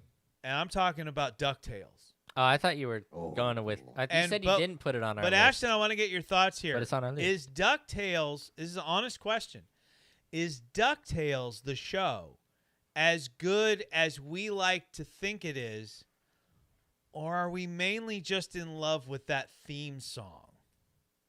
I love the show. DuckTales is just as good as we think it is, because they actually went on all these adventures. They went to different parts of the world and got chased by, just like in the theme song, they got chased by mummies. You know, they had to stop a witch on multiple occasions. You know, It's like I mean, Phineas and because Ferb. their Uncle Scrooge was so rich, it's like they can do all these things. So this show was always as good as we thought it was, and it wasn't just the theme song. Right. And then you got to find out that Donald is he's a sailor, and it wasn't just a costume he's wearing. He's a veteran. Yeah, he was legit. Mhm. All that anger is just PTSD. Yeah. Yeah. But anybody else here watched DuckTales and wanted to go swimming in money? Yeah, thinking you could swim in did. money. Okay, in And Goat then I had Simulator, in Goat Simulator I had a 3. Zephyr Hills bottle full of pennies, and I was like, "There's no way to swim in this." thing." Right. Yeah. And he was diving into Yeah. it. In Like- Goat Simulator 3, they have a reference to that where you go into a bank and you have to jump in the money. But as soon as you jump in the money, it teleports you to a hospital and puts you in a bunch of bandages and gives you a bunch of cosmetics to put yourself in like braces and stuff because you're all just your whole body's broken from jumping into a pile of money from like 10 feet in the air. Oh, they did a joke about that on a Family Guy too, where Yeah. Peter jumped in. Oh yeah, I remember that one. hit it and then broke his limbs. What's You really can't do this. what's It's like hitting concrete. what's really funny is when they would have the money acting like water. Yeah. Like he'd Yeah. dive in and you'd see the ripples. There was Uh-huh. parts where the water would form a wave. Oh yeah, there'd be waves of money. Right. Now if it's like dollar bills, like it's like, okay, I can kind of Yeah, you're like but landing he's in a diving bed. into like gold coins. Solid gold coins that are also like those gold coins are huge. Like I mean, here's the Yeah, they're pretty big. He is technically a duck, so that would be like an accurate size. But like if they were supposed to be human sized, those gold coins are like this big. Like huge. And I'm going to make this one point here. Scrooge McDuck is a rarity next to Bruce Wayne in that he is a very extraordinarily rich person that apart from even in his role as Scrooge McDuck, because Scrooge was originally in the Disney Mickey's Christmas Carol, right? Even there's a charm to him. Yeah. Nobody hates these guys. Yeah. Right? As soon as you reach a certain threshold money-wise, you become like the enemy Yeah. to a lot of people. And everybody loves Scrooge. Yeah. Oh no, Scrooge had lots of enemies. I That's mean, where I all just the mean rich- like mean the in pub- like the- I mean in like the people real watching. life.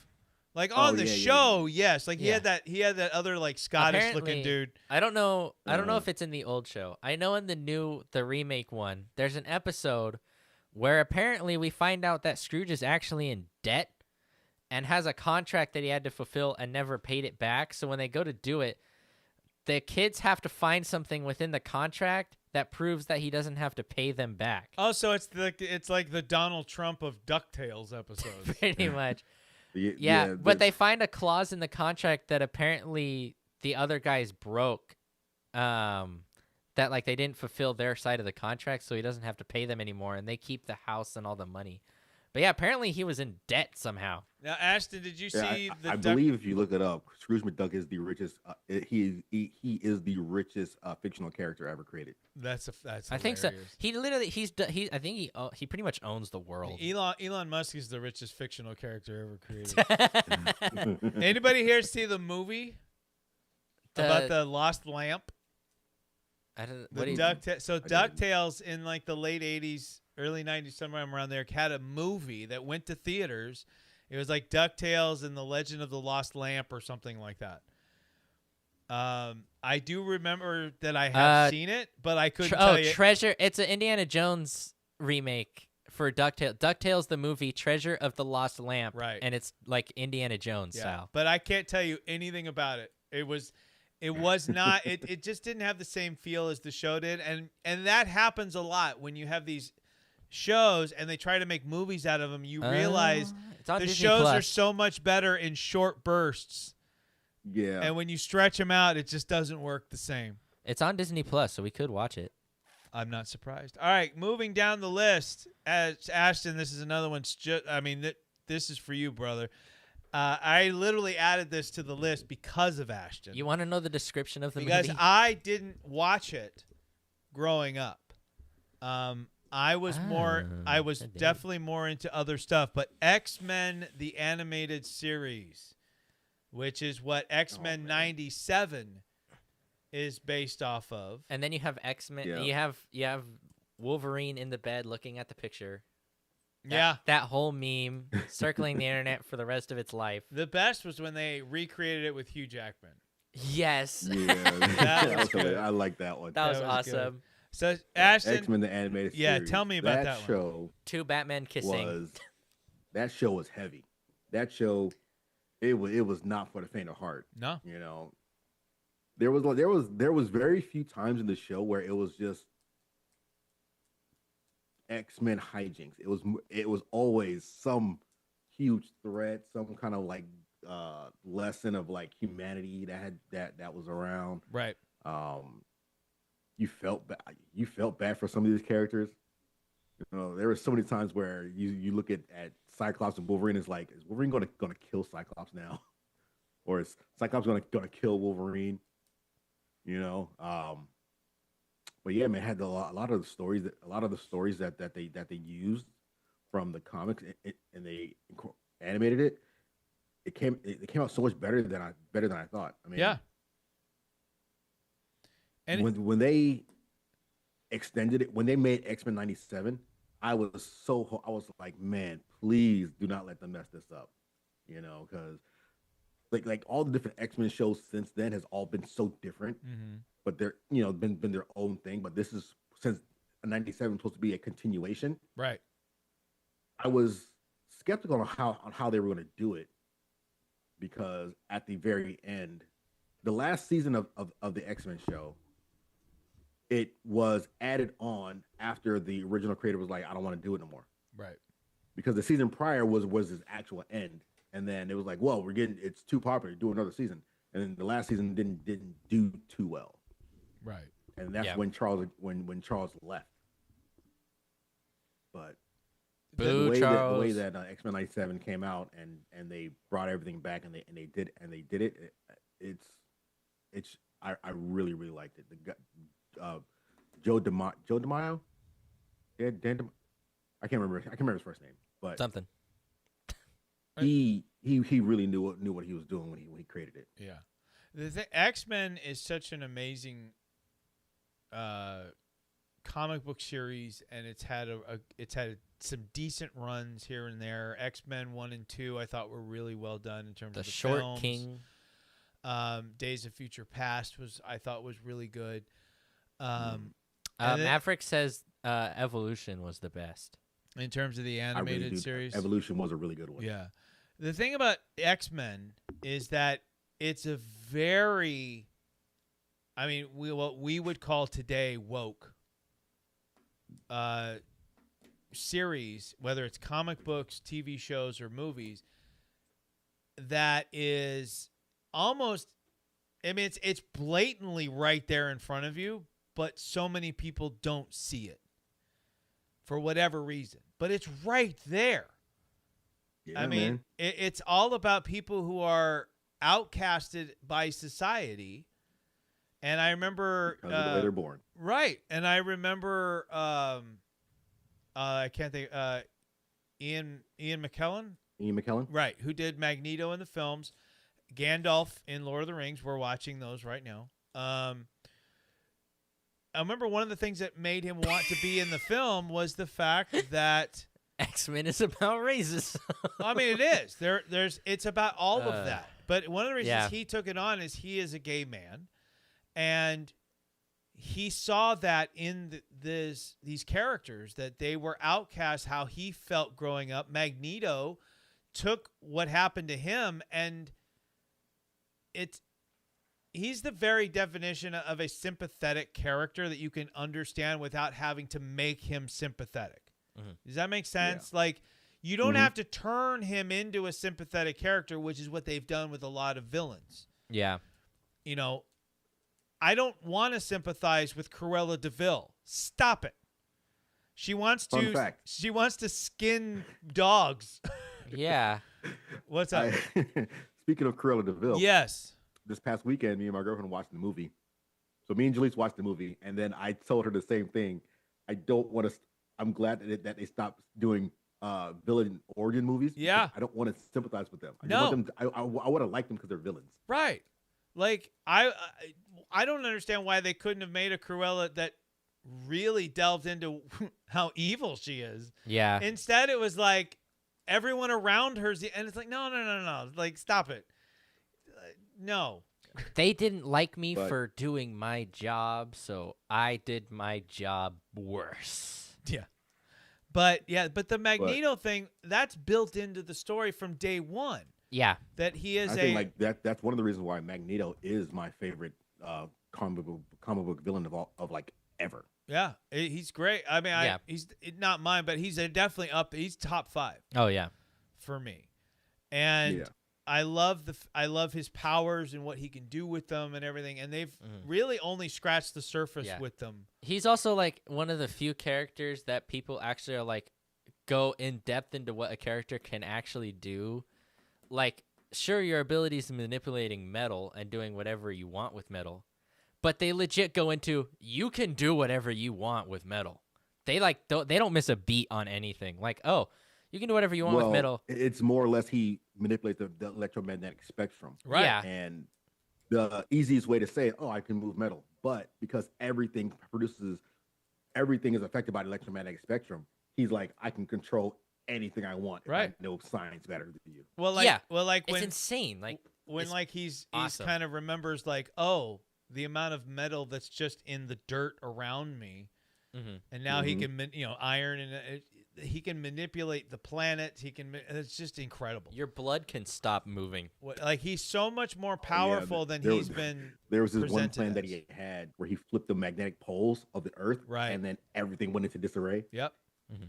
Well, and so that's why like the movie versions have only scratched the surface, because here you got a guy that looks like he's almost struggling to move a bridge in X-Men 3. Yeah. And to every version I've ever known of Magneto, that's a drop in the hat. Yeah, that's just like Like, he doesn't even need to lift a hand to make that happen. Yeah, He he can can just just be kind of like- be like, all right, here we go. yeah, he's just being sassy and accidentally. He's being He's just like, sassy. oh, bridge over there? No, Gone. that's Ian McKellen. Yes. Oh my god. I love him and Whoops. Patrick Stewart, though. They are awesome They will together. forever be my Magneto and Xavier. Like here's, Maverick's taking my my blood stopping quote and referencing Avatar: The Last Airbender. well, here's the thing. Tell me if you guys think Bane this is a good versus idea. Magneto. So there's been talk over the last couple of years of redoing Grumpy Old Men. What if I don't know what that really? is. Well, we've watched it here. There's Grumpy and Grumpier Old Men with Walter Matthau and Jack Lemmon, I gotta look. which it up I know just to you don't make know sure. who they are. But what if Okay, I see. what if we did and we made them Ian McKellen and Patrick Stewart? That movie would be hilarious. I would see that in a heartbeat. Oh yeah, 'cause Patrick Stewart already is just a funny guy. Yeah, and there were great bloopers in Grumpy Old Men. I would love to see the set from there. You And- could also do Danny DeVito. No, and Yeah. the truth is that it's gonna it's definitely it's a hard. He's- They're big shoes to He's fill with Walter Maverick doesn't Matthau know and that Jack he's Lemmon. 80 years old. Apparently, Who? he's 80 years old. Who, Ian McKellen? I think so. Well, they're both up there. Yeah. They're both Yeah. very like they didn't. Neither one of them really got known in films. They were both more theater guys. Till they were in. I think Patrick Stewart might have finally gotten in something in Trek. his 40s or something like that with Star Trek. Well, it was like, what was it, Robin Hood? Or where he played like King George? Oh, that's right. In Robin Hood, wasn't it Men in Tights? Men in Tights. Yeah. Yeah. Robin Hood Men in Tights. He was King George. But he's always looked 50. Yeah, that's the weird part. Didn't And then, people like, always there's- look older when we were young? Even in Star Trek, where he was young, I'm like, where's your hair? But he had hair. Yeah. It's just like it was just like right here. Yeah. Yeah. Like That's like you- the guy who's saying I was- Pokemon. Like- before Like I was said, fully he looks bald. old. Like, here's my challenge, guys. Go back and look at, like, Mr. anybody Magoo? in professional wrestling in the 80s and try to guess their age. You won't come close. Go look at a young picture of Morgan Freeman and tell me what year that's from. Oh, yeah. And tell me he doesn't look old. Well, there was a thing the other day that I was laughing so hard because I grew up on wrestling big time and everything. And they showed a picture of Earthquake back from 1990, 91, somewhere around there. And they're like, this guy is 20-something years old. I'm like, get out of here. He looks 40. Like Hulk Hogan. Oh man, Hulk Hogan in his 20s looked You know 40. George Jefferson? Yeah. Yeah, he was in his. I think he was like 32, 33 Yeah. when he made the Jeffersons, and he looked like he was in his 60s. Right. Like, I'm the age of a lot of the old dads from television. Like when we all Yeah. thought Bill Cosby was old, or we all thought and then I'm their age. It's crazy, but I don't feel like, I mean, apart from the gray that's showing up in my hair, I don't feel like I look as old as they did back in the day. Mike Tyson, yeah, Mike Tyson always looked older.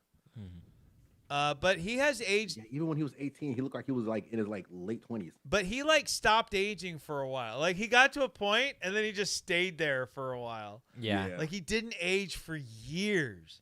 I'm always jealous of people who do that. All right, I want to talk about this one. Because I loved it. I think it deserved more love than it got, but Beetlejuice. It Oh, made did you already do Animaniacs? no. I skipped to Beetlejuice, and I'm gonna go back to Animaniacs because I want to make sure I You get skipped it? my Beetlejuice in here. And then went to Beetlejuice. Beetlejuice made Lydia and Beetlejuice buddies, which at first I thought, oh, that takes away from it. But I started It worked so loving well for it. the cartoon. Did it worked so well, and that's why I might look at Beetlejuice a little bit better than say like my wife or some other people who only knew the films, because there was a bit. I felt like Tim Burton actually took a little bit of that cartoon series and injected it a little bit, because Yeah. there seemed to be like a connection between Lydia and Beetlejuice that was a bit more playful than Yeah, absolutely. and it worked. It I mean, like, even though absolutely Beetlejuice worked. wasn't in the movie that long. No. Mm. But like in the way But- Michael Keaton reacted to things that she would say, like when he was just like, "Here, I'm gonna make you so happy." I mean, it was just so funny, and it just reminded me a lot of that.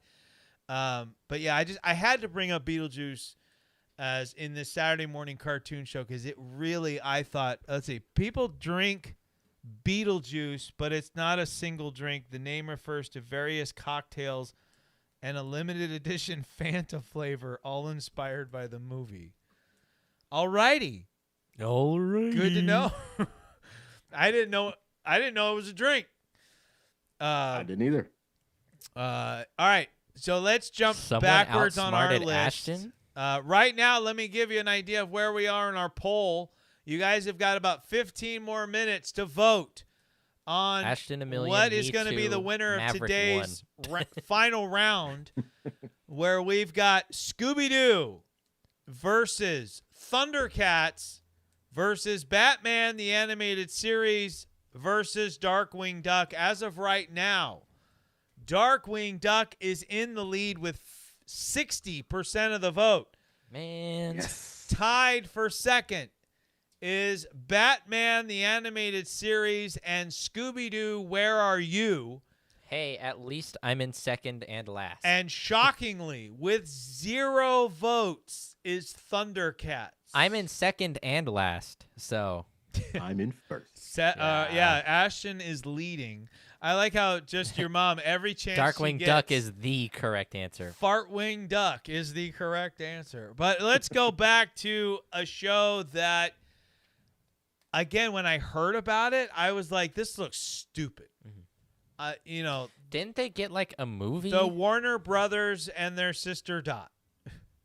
What is it? Wacko? Was it Wacko? Yakko, Wacko, and Dot. Yakko, Wacko, and Dot. Okay, I keep wanting to say Jacko, but that's Michael Jackson. But so Yakko, Wacko, and Dot. Yeah, and for some reason that show was incredible. That show was very intelligent, and it taught Yes, a lot. it did. Yeah. Without being It taught preachy. so much. Like it didn't. It Yeah. wasn't in your face preachy. It was just like, oh, okay. Yeah. I love the 50 States song. I have that on my playlist. The 50 states and their capitals. I and still then don't there was know. the one about I still every don't know country the in 50 world. states and the capitals, but hey, that But I know song the is song. great. Yeah. Name But the Ron s- Paulson, the guy who voiced who was he? Oh, Yakko. He was Yakko. Mm-hmm. He's the older brother. So he also voiced Raphael in the Ninja Turtles. Yes, he does a So, lot yeah, of voices. Ron Paulson has his show, has his YouTube show, and then he went and did the 50s, not the 50 states, but the countries of the world. Yeah. He sang it again, and then he let everybody know there's more countries that were added and some countries that no longer exist. Right. So the song had it changed up a little bit.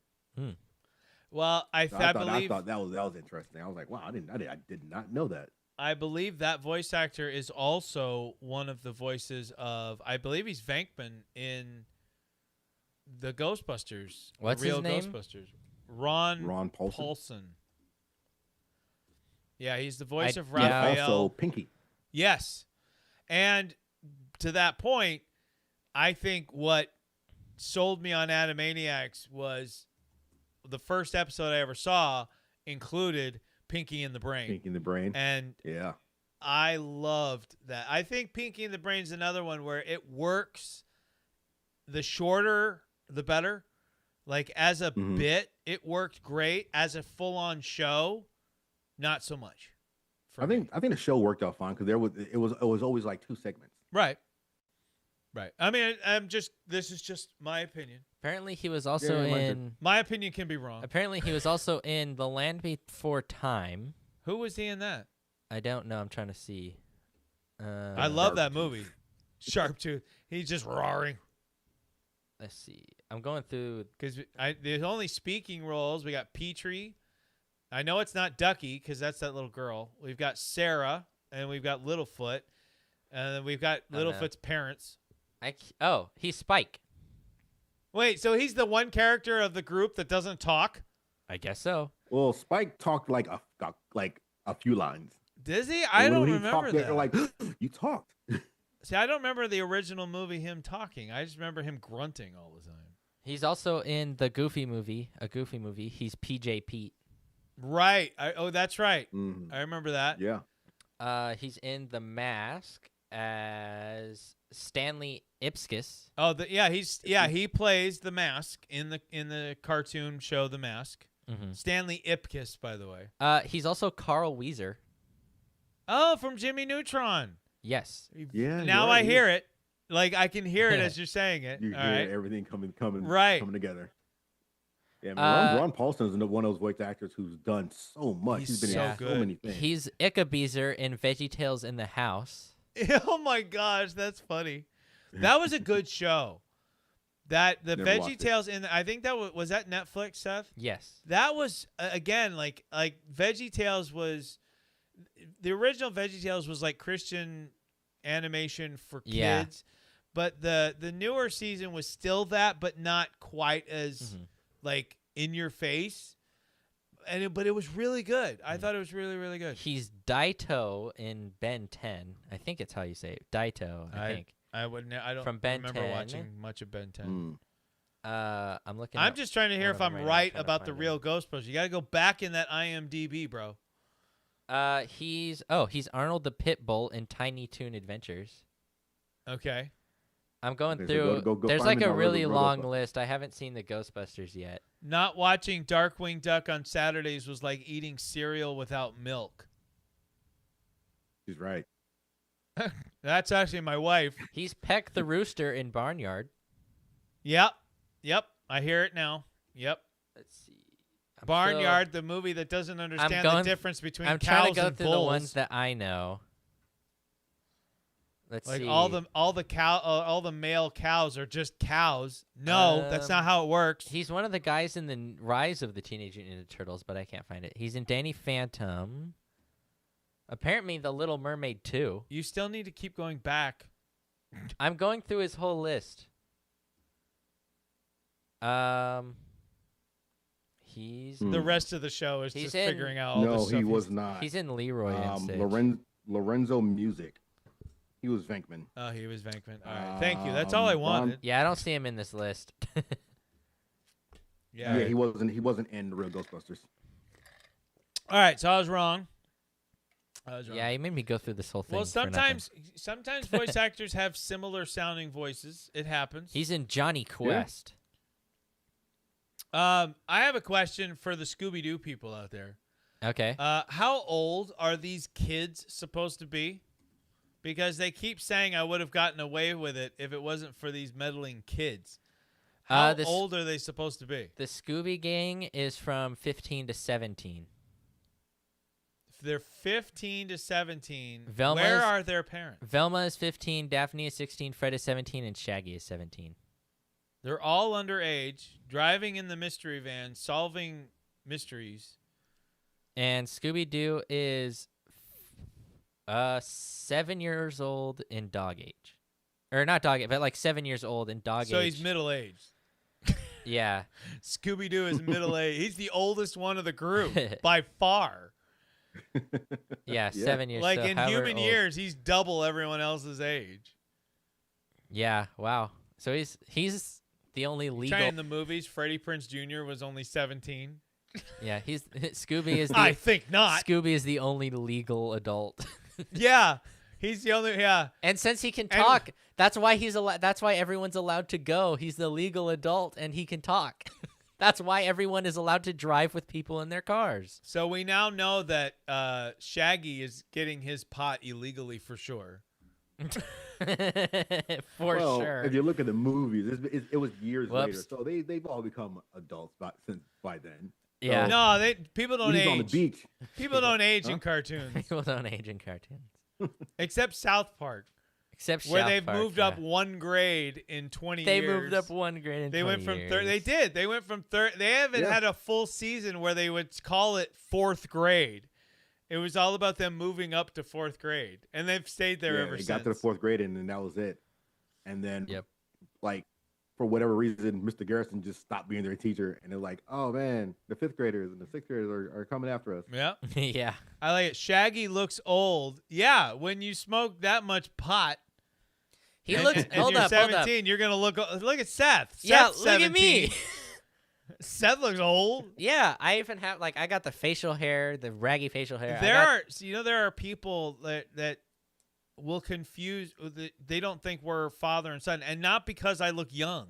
Yeah. It's because I look It's old. because you look. It's like you look too old to be my kid. Yeah. People I don't know will just He's think got I'm- Shaggy's facial hair though. You notice that? Yeah. But like You should people cut your hair like Shaggy. people will randomly ask me like how old I am. And then like just guess. I'm like, oh, 22. What? Hello. That's not bad. I mean, that's only 5 years off. Yeah, but I'm when also I was your age, I had. I the can't same have thing. alcohol. True. It's overrated. I think the highest I've been told is 31. Holy crap! I've never been that. I've had people think I'm 31 now. Yeah. And I'm like, are you overlooking some of this white here? I think as long as my head is completely bald, people will think that I'm either in my late 20s or early 30s. Yeah, But you. then, To me, when it grows out, it's like, you're like so you're Ash, about 40. Ashton, I've known Ashton. I'm trying to think. So I met Ashton in 2019. So I've known Ashton now for 6 years. Ashton has not aged in 6 years. Mom knows what she wants for her birthday. Ashton, what? Watching Darkwing Duck all day. Oh, I can make that happen. That's cheap. Olive Garden. Olive Garden, then sit at home all day watching. Hey, if that's what she wants to I do. thought she was just talking about the OG Darkwing Duck. I couldn't No, tell no, what no. OG was She wants supposed to be. Olive Garden.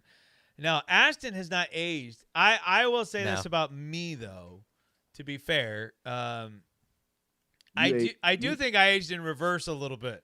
Yeah. Yeah, you did. You went backwards. I looked a lot older before. Well, that's a good thing. Yeah. Hey man, I'm Yeah. very your health happy with journey it. just was like I'm gonna de-age you real quick.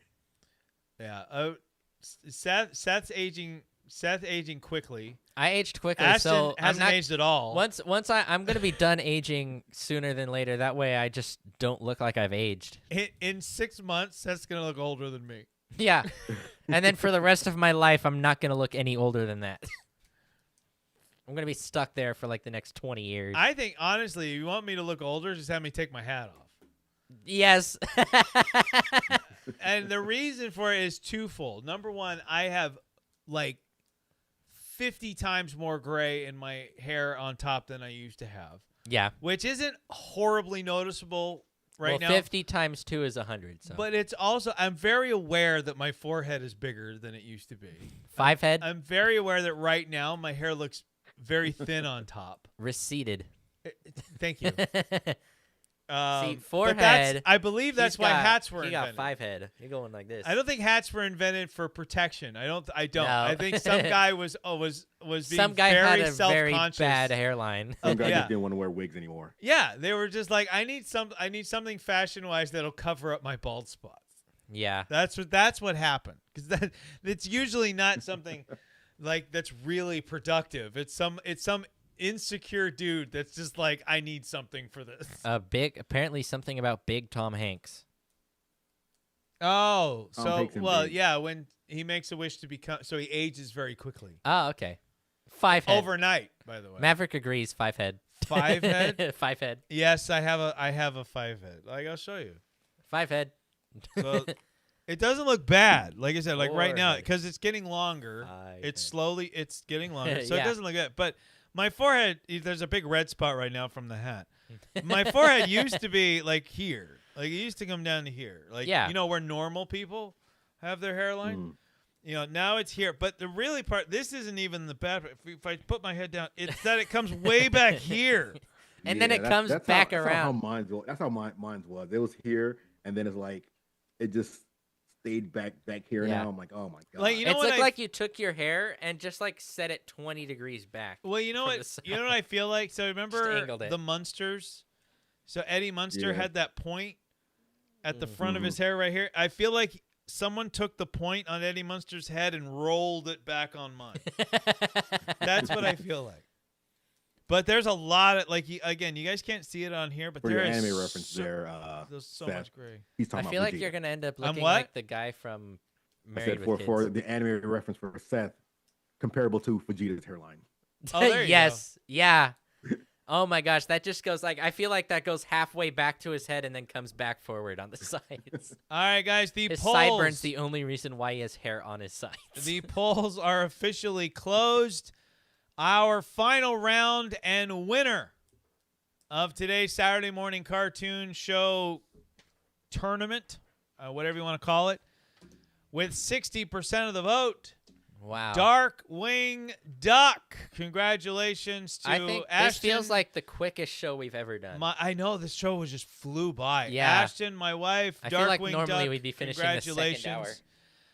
In second place, a tie with still Scooby-Doo and Batman in last with 0 votes. I think we got some Thundercats. honorable mentions that should technically have their own ranking system. Sonic the Hedgehog, Transformers, and whatever the other one. Darkwing Duck won, I guess.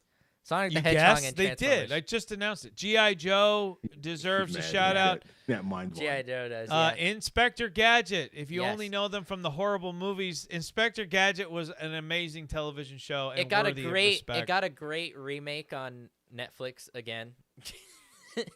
That's Man, right. Yeah. Netflix really took the 80s and 90s and said we're gonna make great remakes Because it knows what's good. Yeah, it does. The 80s and 90s You, had you know some what? great stuff. Jaleese made a good point about remakes nowadays.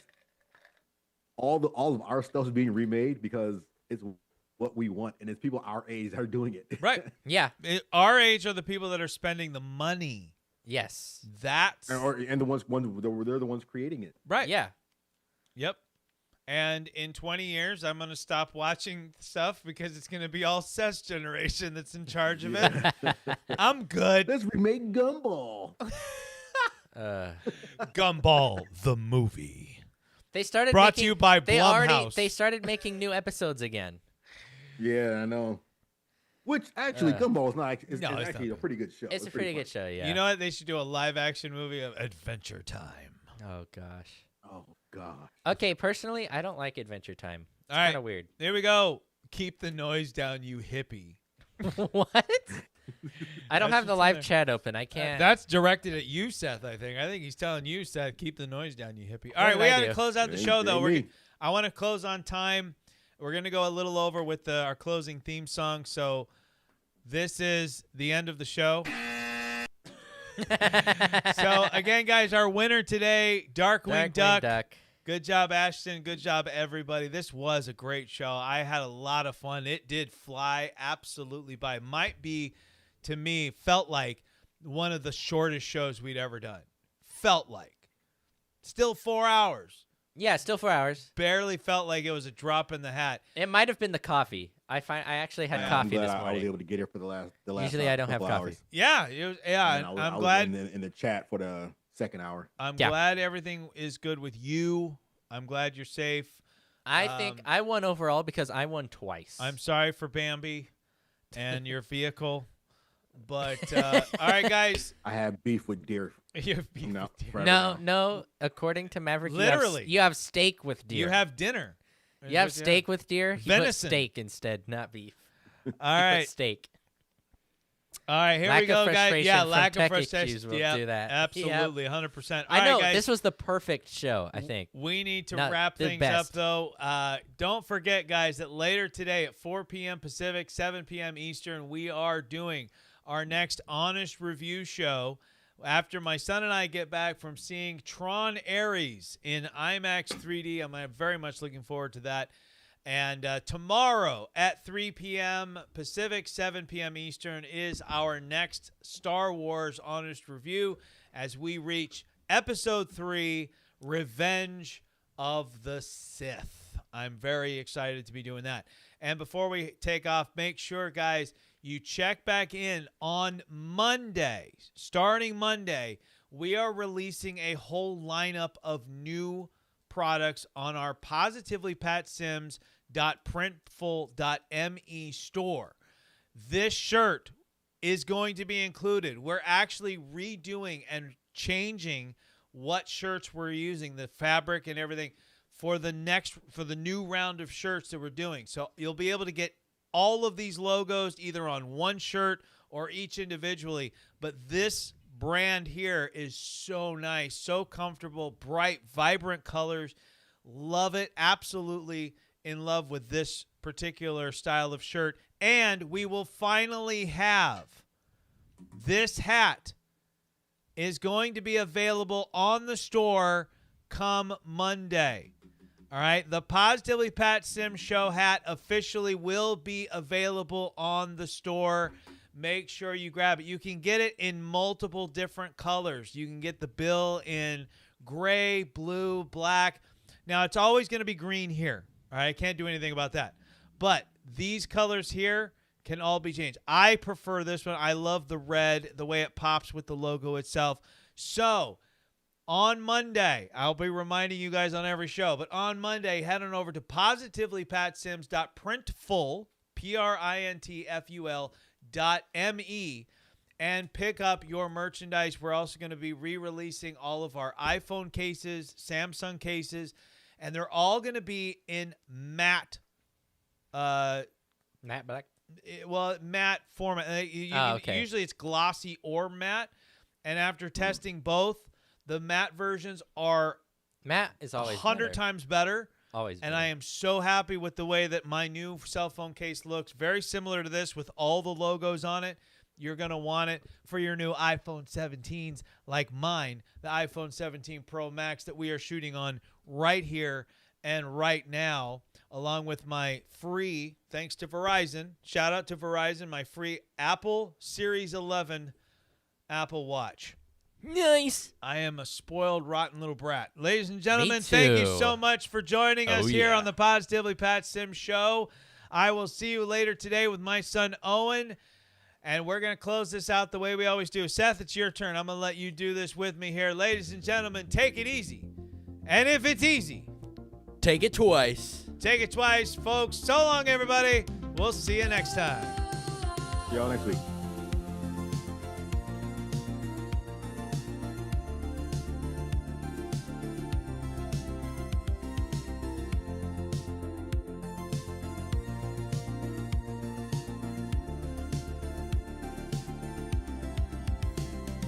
The lights are dim, but the room still hums with the echoes of laughter